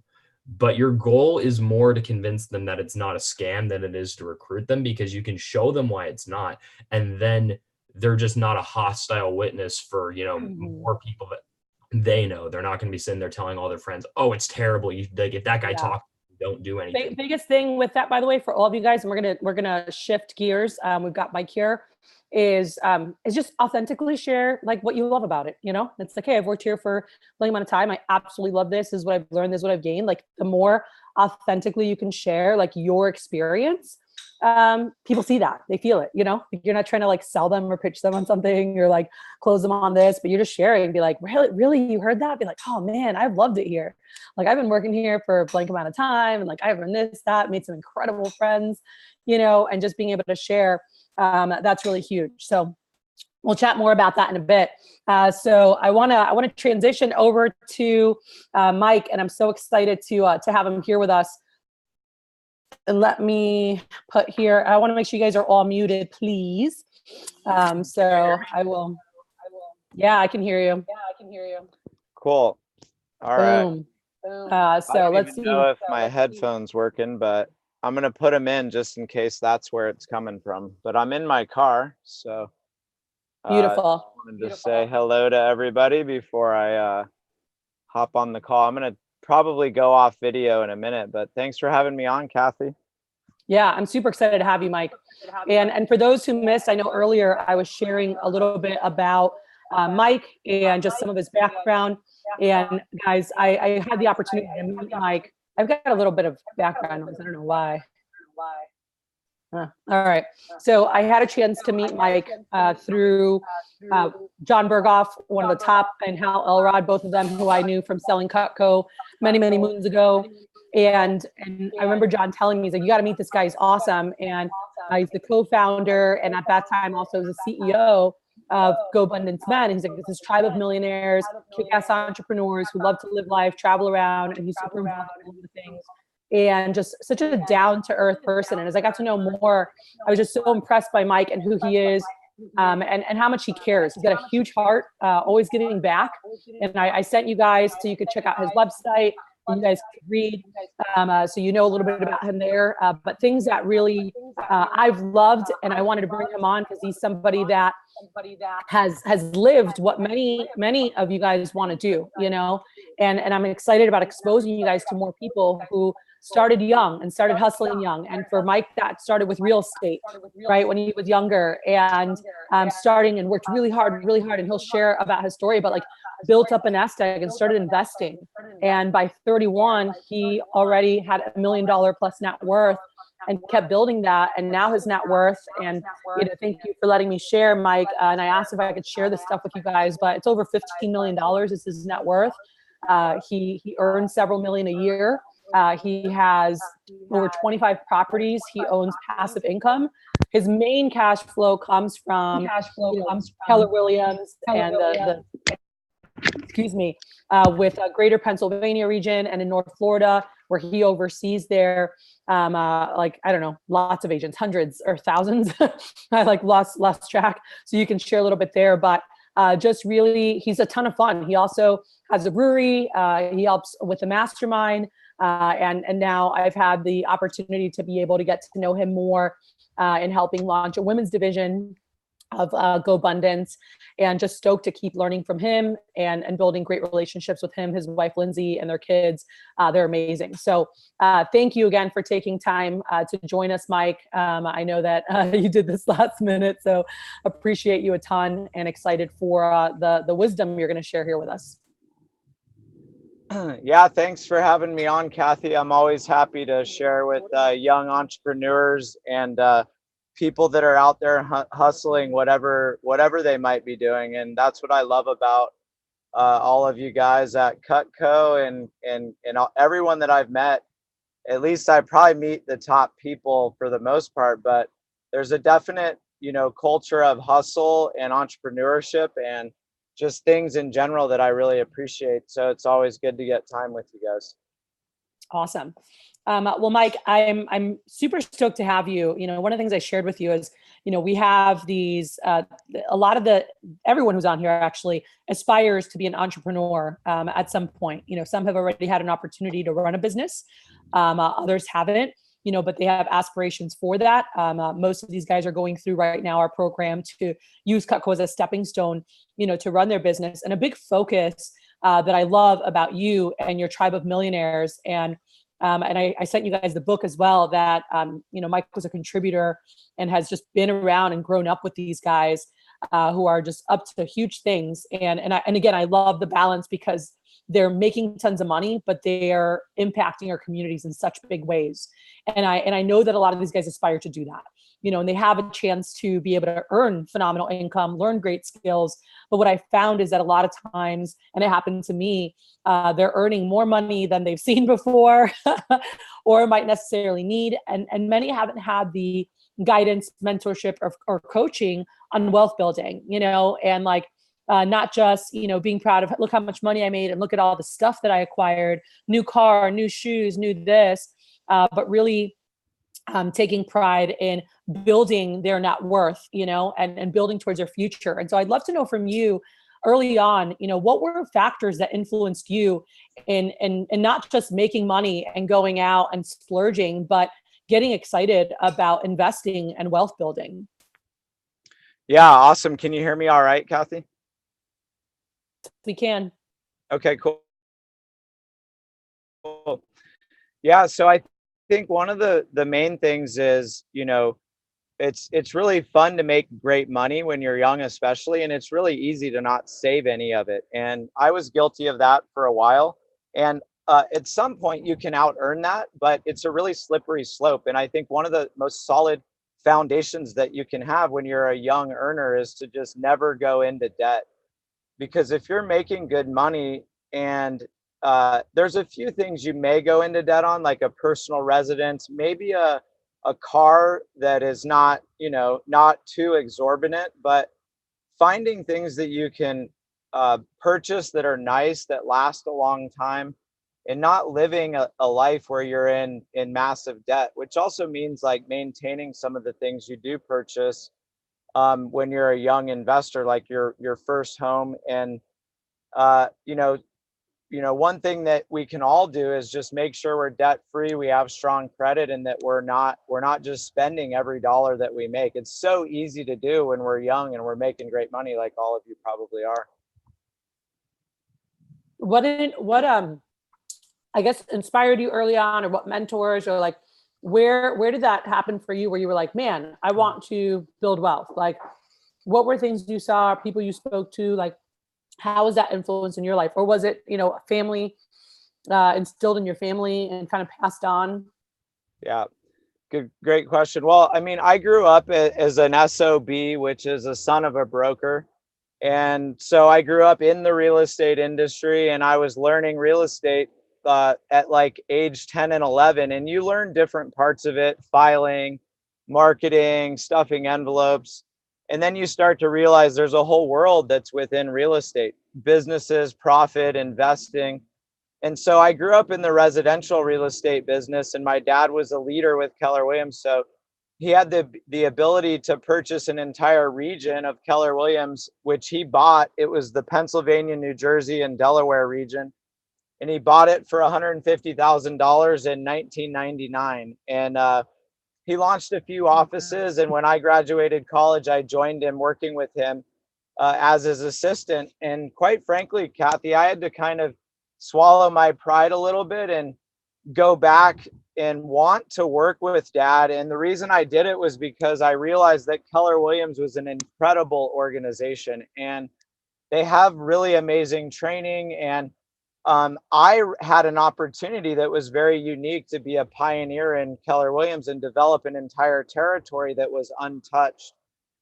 So I jumped in on that as a young entrepreneur. And what I had, Kathy, was a door that got open for me, and then it was my job to really dive through that door. And not only did my dad help me, but early on in my career, my dad was somebody who I just struggled really connecting with and relating to. And anybody who has a father who's a strong force, and maybe even a little overbearing at times, could relate to this. But I resisted a lot of his wisdom and a lot of what he was trying to teach because of his method. And luckily, he was smart enough to introduce me to a guy by the name of David Osborne, who now is my business partner, co-founder of GoBundance, and co-founder and co-author of Tribe of Millionaires. And David, luckily, was a guy who was exactly 10 years ahead of me, and he became the perfect mentor for me.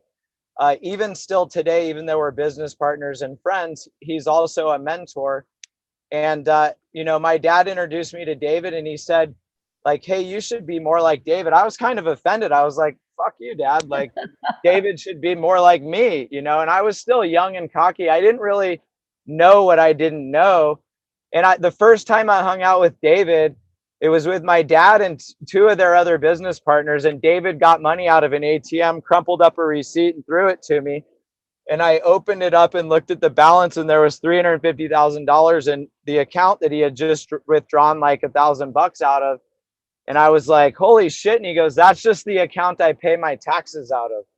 And I was like, holy shit. And if it was just that experience alone, Kathy, I would have been like, fuck this guy. He's an asshole. But I hung out with him the whole night, and I was like, wait a second, this guy's cool. Like, we had a great time.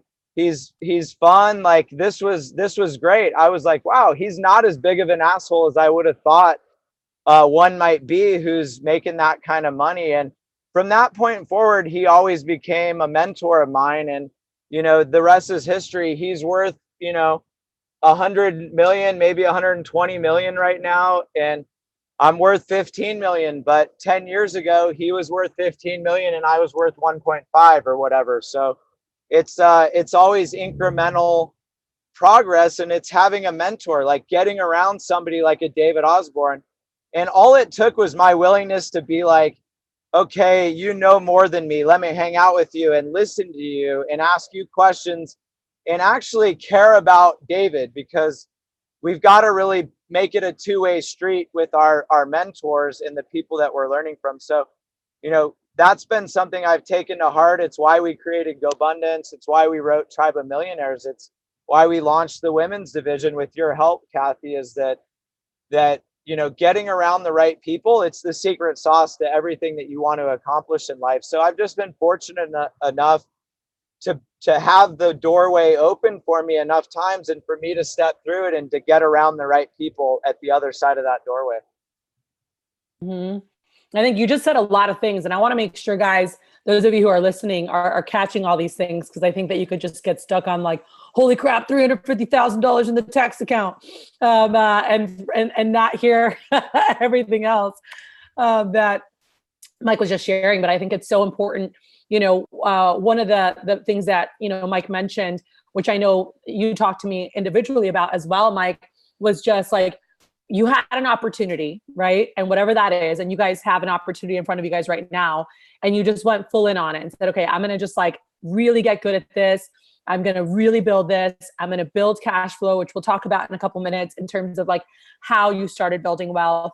But so there was like, there was this focus on taking advantage of an opportunity that we had, like even when you didn't necessarily want to listen to your first immediate mentor, who happened to be your dad, or had pride or ego get in the way, which, by the way, doesn't have to necessarily be your parent. That might happen to you guys with a manager or someone directly above you, where sometimes pride or ego can get in the way versus, it could be time they've been in the business. It could be age. It could just be where you feel you should be at. Maybe you're not there and you let ego get in the way of asking questions. But the fact that removing ego to like ask for help, you know, to know that you could be somewhere more. There are people that have been there already who are ahead of you. And like, what could you learn from them to shorten your learning curve? And that's such a powerful lesson in everything, guys, not just in wealth building, but finding the people who have done what you want to do and finding out what they had to go through, because many times you can get there quicker. Like the smartest people can always get there quicker from learning from those who went ahead them, you know, ahead of them. So I think that's so big, you know, and my sharing, like finding those mentors and people to be around. And that goes to, you know, we talk a lot about circle of influence and like, who do you spend your time with? Who's influencing your thoughts? You know, are people really expanding your mind in terms of what's possible? Or are they sitting around bitching about this or that or whatever and holding you back from where you could be? And making sure you guys are aware of those things, because these are huge influencers in our lives that can really push us forward in such a huge way, like really shoot us in a fast trajectory, or completely hold us back from where we could be. And making sure you guys know that and understand that. So thank you, Mike, for sharing, you know, those things there. So I want to, transition to where for you the wealth building began. So first there's the money making phase. So you can just kind of start from there of like, you know, money starts coming in from whatever you're doing. What was your process and what did you learn in terms of starting to build wealth? Yeah, well, I think to your point, like you alluded to it a little bit, but it's like finding something and being all in on that something. I think, especially even in today's world, it's easy to really get distracted by, you know, all of the things you could do or would do. But, you know, life is a progressive sport, meaning like you go from one level to the next. And I think what you always have to be thinking about is, have I really won a gold medal in something yet? And that just is a term that Kathy and I's friend Jeff Hoffman uses. And he's one of the co-founders of Priceline, but he uses that as a term to just say, like, you have to win a gold medal in something before you can go do anything else. And so it's whatever's right in front of you. And I've had many different times when I've won a gold medal at something. In fact, right now, everybody on the call, just think of a time when you were your best at something. It could be anything.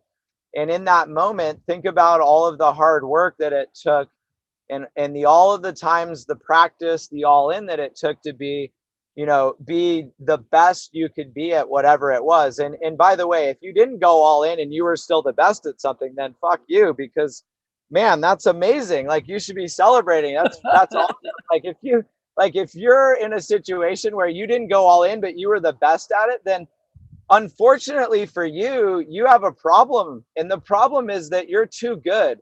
And sometimes when we're too good, we lose track of the fact that the effort and the challenge and the struggle is where we become strong. It's where we become real. It's where our true gifts and talents are revealed, or are in the struggle. And where the struggle is revealed is in not moving on to some other thing. It's making sure that you've mastered the thing you're actually on.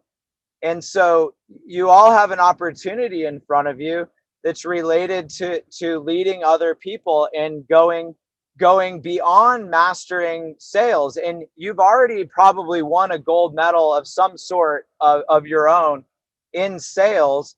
And now what you're looking at is how can you also create another business opportunity? And whether that ends up being Cutco or not, your goal right now is to find something that you can be all in on. Maybe it's back to sales for another few years. Maybe you are going to launch a location, an office.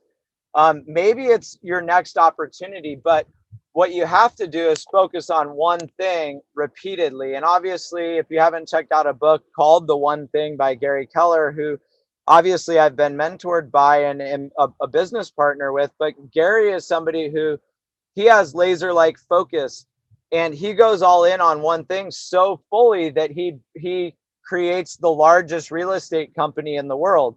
That's a big deal, but it's bred out of one distinct thing. It's going all in on something and mastering the shit out of that one thing, instead of getting like pretty good and cocky and then being like, oh, I'm ready to move on to the next thing and then the next thing, versus have we become the master at whatever level we're currently on, so much so that we could maybe even teach it to somebody else. So there's a level of mastery is what I'm alluding to. And I'll stop there, Kathy, just to make sure I answered your question. But we got to get into mastery instead of just skipping on to the next thing. And when we go all in on something, that's where the cash flow comes from. And I think that's where your question was sort of pointing to.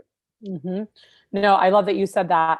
And that hopefully everybody really got that, because I think it happens all the time. And especially with, I feel like even more so now in the new generations, where it's like, I'm going to try this. I'm going to try. And it's like so easy to get distracted with like just shiny object syndrome. Right. And there's like all these things that seem great. And it's like, find something and you guys have something here. And it's like, freaking rock the crap out of it, you know, and then use that money, use those skills for the next thing. Right. And keep adding. And Mike mentioned, Jeff Hoffman. Jeff Hoffman's a billionaire, you know, and he always talks about like focus on one thing and crush the hell out of it, win that gold medal, and then add the next thing. And he's like, he has tons of different businesses, right? But he didn't build them all at the same time. You know, it's like build one thing, got great at it. Okay, now we go from there, you know. And I remember when I asked Mike about, you know, when he started investing, you can share, he's like, I just saved and saved. And you can share that process of like, that first, until you could invest that first 50 grand or whatever. And like, you know, your process for actually building wealth. So one was earning the cash flow, right? So committing to something, getting damn good at it, and getting the cash flow that comes in. And still to this day, you still have your main source of cash flow come from those businesses that you went all in on, right? Or that business you went all in on. But then you use that cash flow to then create, build wealth, you know, by making investments into other things.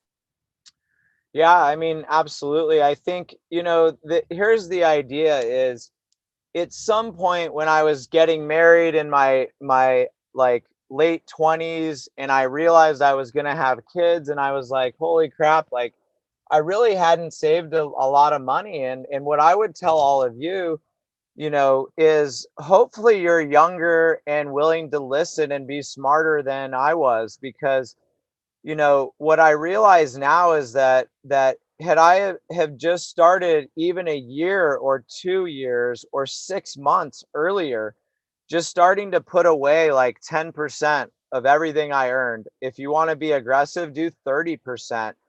And that's actually not including any taxes or whatever else you've got to do, but just simply paying yourself first, like 10 to 30%. And getting that habit in place where you've got a bank account set up, you put the money there, and you just know like, hey, no matter what, unless I have an emergency, I'm not going to dip into that. And that can be tough in sales. Like we all have down times or whatever, but resisting with every ounce of your being the desire to go into debt or to go into that savings once you have it established. If you're already in debt too, by the way, it's no big deal. I was in debt. Even I think at 24, 25, I still had like $50,000, $60,000 in like, not even like something, you know, quote unquote smart, like student loans. I just had like stupid, like credit card, dumb shit where I just wasn't being smart. But you all have the ability to not make those decisions and to start being smart about it. So either pay down your debt right now by saving 10% and paying down your debt, or start saving 10%. But what's really cool is that when you start to make you know, a couple $100,000 a year, or even if you don't, but you've got, you know, 50 or 100 grand saved up, you start to unlock investments that you can get into that are real estate related, that are, in my opinion, put you at a level of sophistication that with not a lot of ability to know how to do real estate. But if you're investing with others in an apartment complex, in a syndicated deal, or investing in some way, even if you're buying the house that you live in and renting out the rest of the rooms, all of these are mechanisms to where you can start investing in what I love most is real estate. And if I were you, I would either be saving up cash and investing it in in things that just produce a very safe yield, so you can get to a point where you have enough cash to invest in real estate, invest in a house, buy a syndicated or some type of apartment complex where you're going in with other people on it, or multifamily. But to me, those are the things you got to wait for and be patient enough. And if even if you're going to get to 10 or 20 grand and buy your own single family and be all in, and that'll be a little less passive, but you have these opportunities that will open up to you. But the secret is being willing to save the money you have to get to a point where you have 50 grand. And here's the cool thing is, if you can get to where you make a 50 grand investment every year, and let's say you're 25 right now, I don't know the average age or whatever on the call, but if you're 25 and for the next 35 years, you make 250 grand investments every year.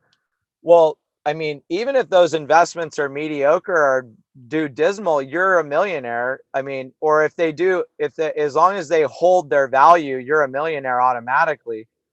If those investments go well and they compound over time, you're worth a couple $1,000,000 10 years from now, because you were able to save a couple hundred grand a year and just be relatively smart with it. Because you might invest 50 grand 20 times and you've got $1,000,000 out there, but if you've invested it even remotely smart at all, with good people that have a track record, that or in investments that you've got some guidance and experience in, by nature you're already so far ahead of the curve. And think about that, is if you think about whatever age you are right now, if in 10 years from now you had $1,000,000 invested, that's amazing. Now, what if that $1,000,000 is kicking off 10% for you? Now you're making 100 grand a year and you're not doing anything. What does that open up for you as far as possibilities? All kinds of shit. Now, here's the thing. If you go buy a bunch of flashy shit, run up with debt, buy a bunch of cars and shit, well, you just close down all of those possibilities, because you could have been a millionaire at your age plus 10 years, but you chose a different way to go. I would err on the side of buying stuff that seems flashy but is not, and just being flashy enough. But being a millionaire in a year from now, that's what's really flashy, is having the cash and actually the business acumen of making 20 investments for 50K each. You can't buy that education anywhere. Once you've done that, you've cracked the code, as long as you can still make some income from somewhere, right? You still got to have that main source of income dialed in. Yeah. Awesome. And I'd love, and I'll open it up here in a moment for questions, guys. But, I know you mentioned before, like people you're around and learning from Dave Osborne. I'd love for you, if you could share, from being one of the founders, co-founders of GoBundance and Tribe of Millionaires, and the book you guys created, just the impact that's had on your growth and continued growth professionally and personally. Because I think that that's something that sometimes people do not invest the time or money into themselves to be around certain people, and how that really does impact and influence, where you go and how fast you get there. Well, we think about this a lot because, to join GoBundance, the men's division right now is $7,000 a year, or $700 a month. You have to be a millionaire or an accredited investor in order to join. And, we have a lot of shit that we do to justify charging that amount of money. But at the end of the day, what everybody's paying for is access. And in that environment, what's amazing is that we don't probably track it enough. But if you ask our members that have been around for a year or two, how many investments they've made, how many life choices, how many transformations, they can riddle off like thousands and thousands and thousands of dollars of return on investment from whatever they've put into GoBundance as far as joining. And obviously the membership is one piece. You still have to sign up and pay to go on a trip. If you go on a trip, the membership is just gets you access to 250 millionaires. But the deals that happen within there, and then not only that, but the growth that happens when you're around your peers. So the good news is if you're not, a millionaire yet, or you're not at that level, it might not be $7,000 to get access. It might be $700, which is kind of cool. Like, because to me, like, to make back $700 with the right connection, that's easy. And the more you spend time investing, meeting people that are introducing you to concepts that make you money, the more you're going to realize that it's easy to make back a weekend event fee or whatever it may be. The question is who will you be around when you're there? What type of community is it? Who's leading it? What are they all about? And who shows up there? Because ultimately, those are going to be the connections that you make, will be whoever it is that happens to show up there. But there's no greater investment that you can make other than in yourself. And the reason that I ended up sucking it up, in my opinion, and going back to be my dad's assistant and be his like apprentice for several years, which paid off immensely for me. But to me at the time, it was a failure. It was like I was kind of retreating because I didn't know what to do exactly. And I had taken a class with Keller Williams called Quantum Leap. And if any of you work with Keller Williams offices and see that class come around, you should go and be there for that class, because for me, I've taken it maybe 20 times in my life and it's been life-changing. But when I was 18, I took it and it was life-changing because I realized that it was the one class I had finally taken that was about a subject that I gave a shit about, which was me, my life, like who I was going to be, the mission, the goals, what I wanted to accomplish. And I couldn't believe that I could take 2 days to just focus on me getting whatever it was that I wanted in life. I was blown away by that, because until that moment, I lived in society and school and my parents, and no one had told me that I could do or be or have whatever the fuck I wanted in life. And I apologize. I'm using some language because I think it's fun and expressive, and I hope I didn't offend anybody. But at the end of the day, like you hang out with those people because, and you pay for the access to hang out with those people because being around the right people is the automatic way to shift. Because if you automatically are in a group of people and you're part of that group, and they accept you and you can be yourself around them, and you can actually then be invited into whatever their environment is,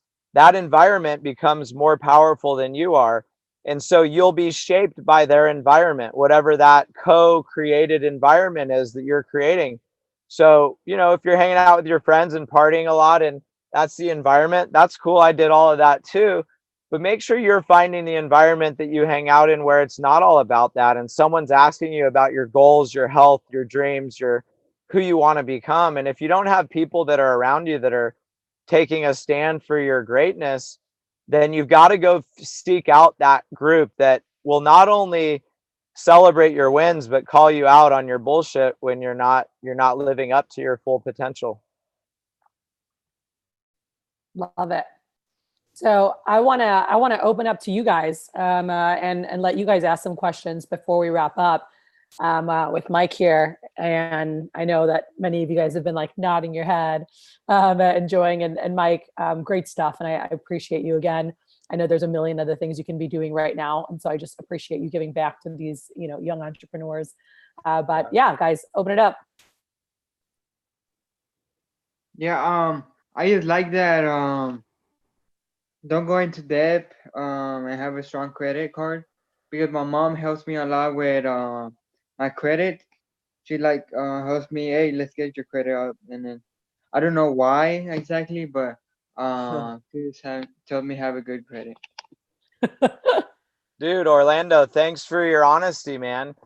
It's funny because the credit becomes really important when you want to invest in real estate. So making sure that you pay things on time, you don't have too many credit lines open, that you pay down your balances and close out ones that you're not using anymore. Like all of that stuff builds your credit score up, and you want to try to be over 700 to get the primo interest rates on any type of personal residence or even investments that you might do on your first couple of properties that you buy. So it's super important, and it's everything. It's paying your bills on time. It's using credit, but using it wisely and not overusing it. So there's a real art form to it. And I would recommend everyone go get your credit checked, and be willing to come up with and look at a net worth statement too. Like, add up all of your assets. Like, everything that you own is worth something. Put it in a spreadsheet. Every dollar you have that's in a bank account or whatever, that's something. Add it all up, and then how much do you owe on your credit cards and other liabilities, student debt, anything else? And what's your net worth right now? And then pick a date right now. What's the date that you're going to become a millionaire? Like, just set it now, because if you don't set a date, then when will it be, right? So get your credit in line, get your debt straight, know what your net worth is, and then who gives a shit? I don't care if you're negative 500 grand or 200 grand or 100 grand or 20 grand. I don't care if you got 20 grand or you're 40 grand positive. It's totally irrelevant, because what's going to happen is the moment you decide that you're going to become a millionaire, the numbers will start changing to the other direction, as long as your behaviors follow suit. So you got to change your behavior if you want a different result.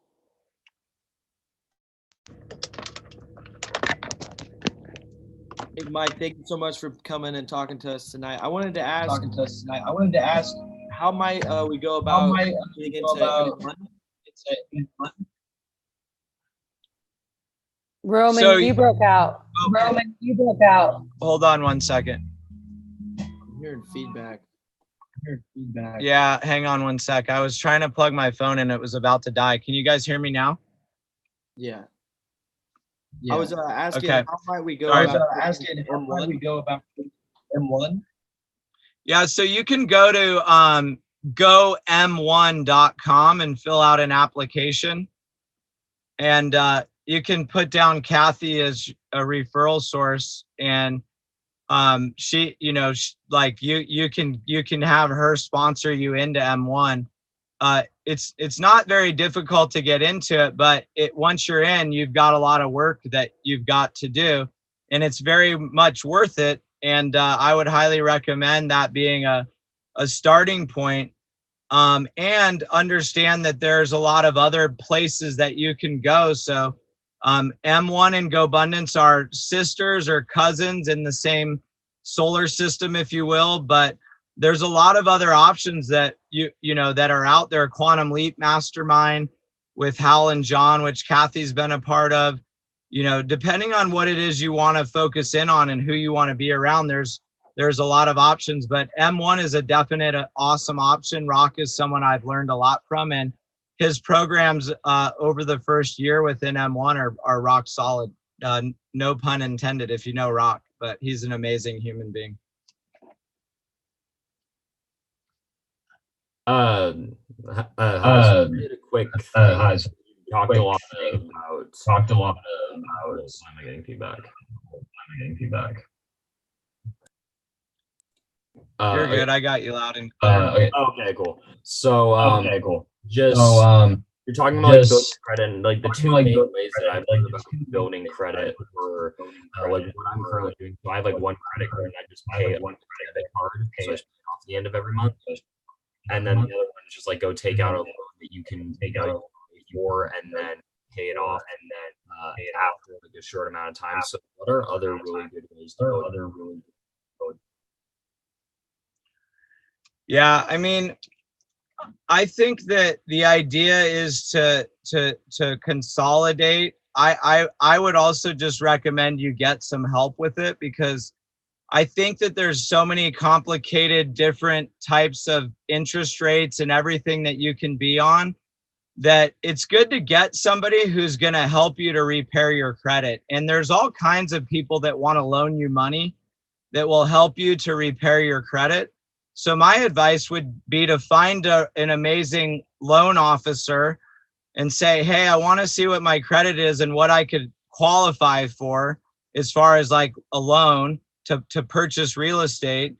And then if you don't qualify, say, well, if you help me fix my credit when I do buy real estate, I'll use you to get my loan. And they'll usually help you to not only repair your credit, but figure out the strategy to consolidate your credit cards and start paying it down. Because that's typically going to be part of repairing your credit, is whatever consolidates that debt and gets it paid down. Awesome. Any other questions? Any other questions? Yeah, I have one. Again, Mike, you're gonna hear it a bunch, but thank you for speaking again.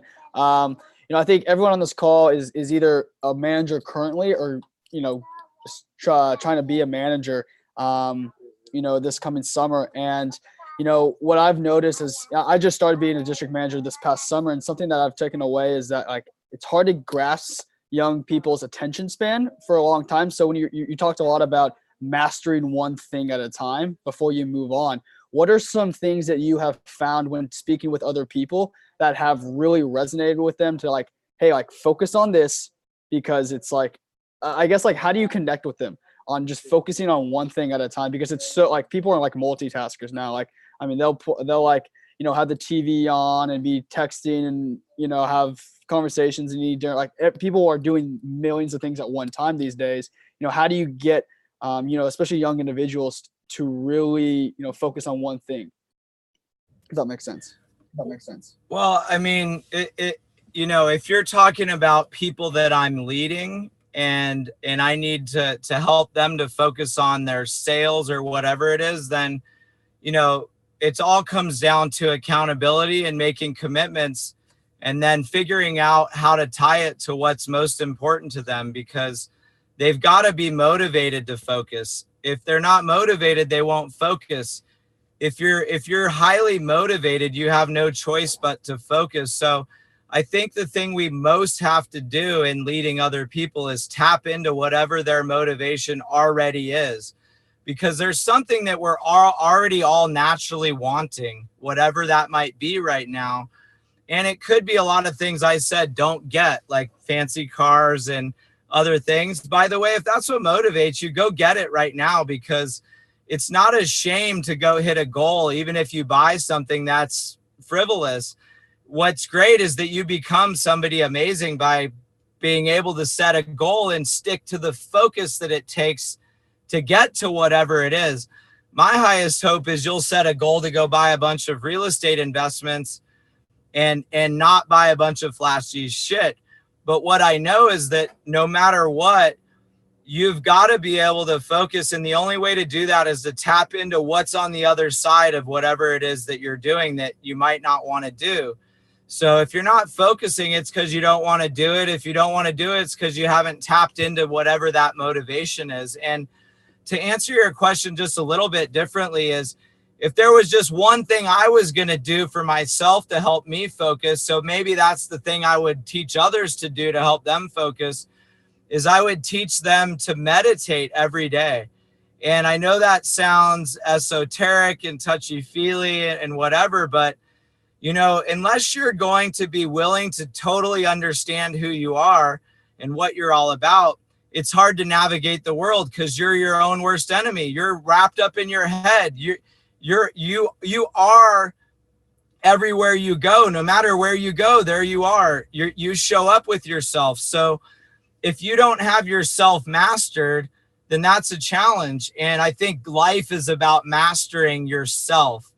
And I think all of our motivation, everything we want, lies within mastering ourselves. And I think that mastering ourselves is being willing to go back to a quiet place over and over again and be willing to find yourself in the silence of what is. And that place sucks for sales type people like all of us, to be still, to be quiet. If you're that type, it's not going to come as naturally, and it's exactly what you need. You got to slow down. You got to meditate. You got to come back to that place of silence over and over again and be willing to find yourself, because in that place is where your next answer is, your next sale, your next choice, your next partner, your next everything is within the wisdom of whatever you're pulling. And the most powerful wisdom is your own wisdom. So when you meditate and you get clear on who you are, your own spirit will speak to you, and you can go and find that wisdom that you need in yourself. And what an amazing, powerful thing to realize that everything you ever needed is really within yourself. Now, you're inside of yourself. It may point to mentors and books and teachings and masterminds and teachers that you need to seek wisdom from. But the answer of where to go next, it lies within. So that's my advice to all of you, and all of you who are leading others and who will lead others. Just remember what an honor it is to help others to become their best. And you might make a lot of money leading others. You'll have a lot of people that don't live up to your expectations, and there'll be some disappointment. But nothing beats seeing somebody and believing in them, and then seeing them achieve the goals that you knew that they could with your help. Nothing beats that feeling as a leader. So I hope you guys all get to experience that time and time again in Cutco and in whatever you might do in your life. Awesome. Thank you so much, Mike. And I want to respect your time, because I know that they could keep coming with questions, and I appreciate you taking time this evening with us to be able to share, wisdom, things that have helped you, and, help these guys and myself too. It's just good to hear some of these things. Again, it's such good refreshers. And I love you. We're talking about meditation. We were just talking about that earlier today. So that was just such a great point to hit home. And it's been something that has been a new part of my life in the last couple of years that really wasn't around in my 20s, and early 30s. And really, I'd probably say about 3 years ago, that really shifted and started seeing some dynamic changes within me and around me from taking time to just pause and reflect. And so I appreciate you. And you guys should check out, and you guys can go to Mike's website, check out stuff there, read Tribe of Millionaires, fantastic book. Dave Osborne, I know will be joining us. Hopefully he's trying to see if he can do next month, if not the month after, and have some great stuff for you guys. So I don't know if there's anything else. Oh yeah, sorry. I was going to say, y'all can get a free copy of Tribe of Millionaires at tribeofmillionaires.com. You just have to pay shipping, and then we'll ship you a book. And then another cool thing that's on that website is a tribal strength assessment. So if you want to just take a quick survey and see how strong your current tribe is in supporting your goals, whoever you're hanging me out there. So thanks, Kathy. And for those who, I know that broke up a little bit, but there's an assessment, a tribal assessment that you can take on there for free to really evaluate, who your tribe is right now. So you guys can check that out as well. You guys can check that out as well. Awesome. So thank you again, Mike, so much for taking time.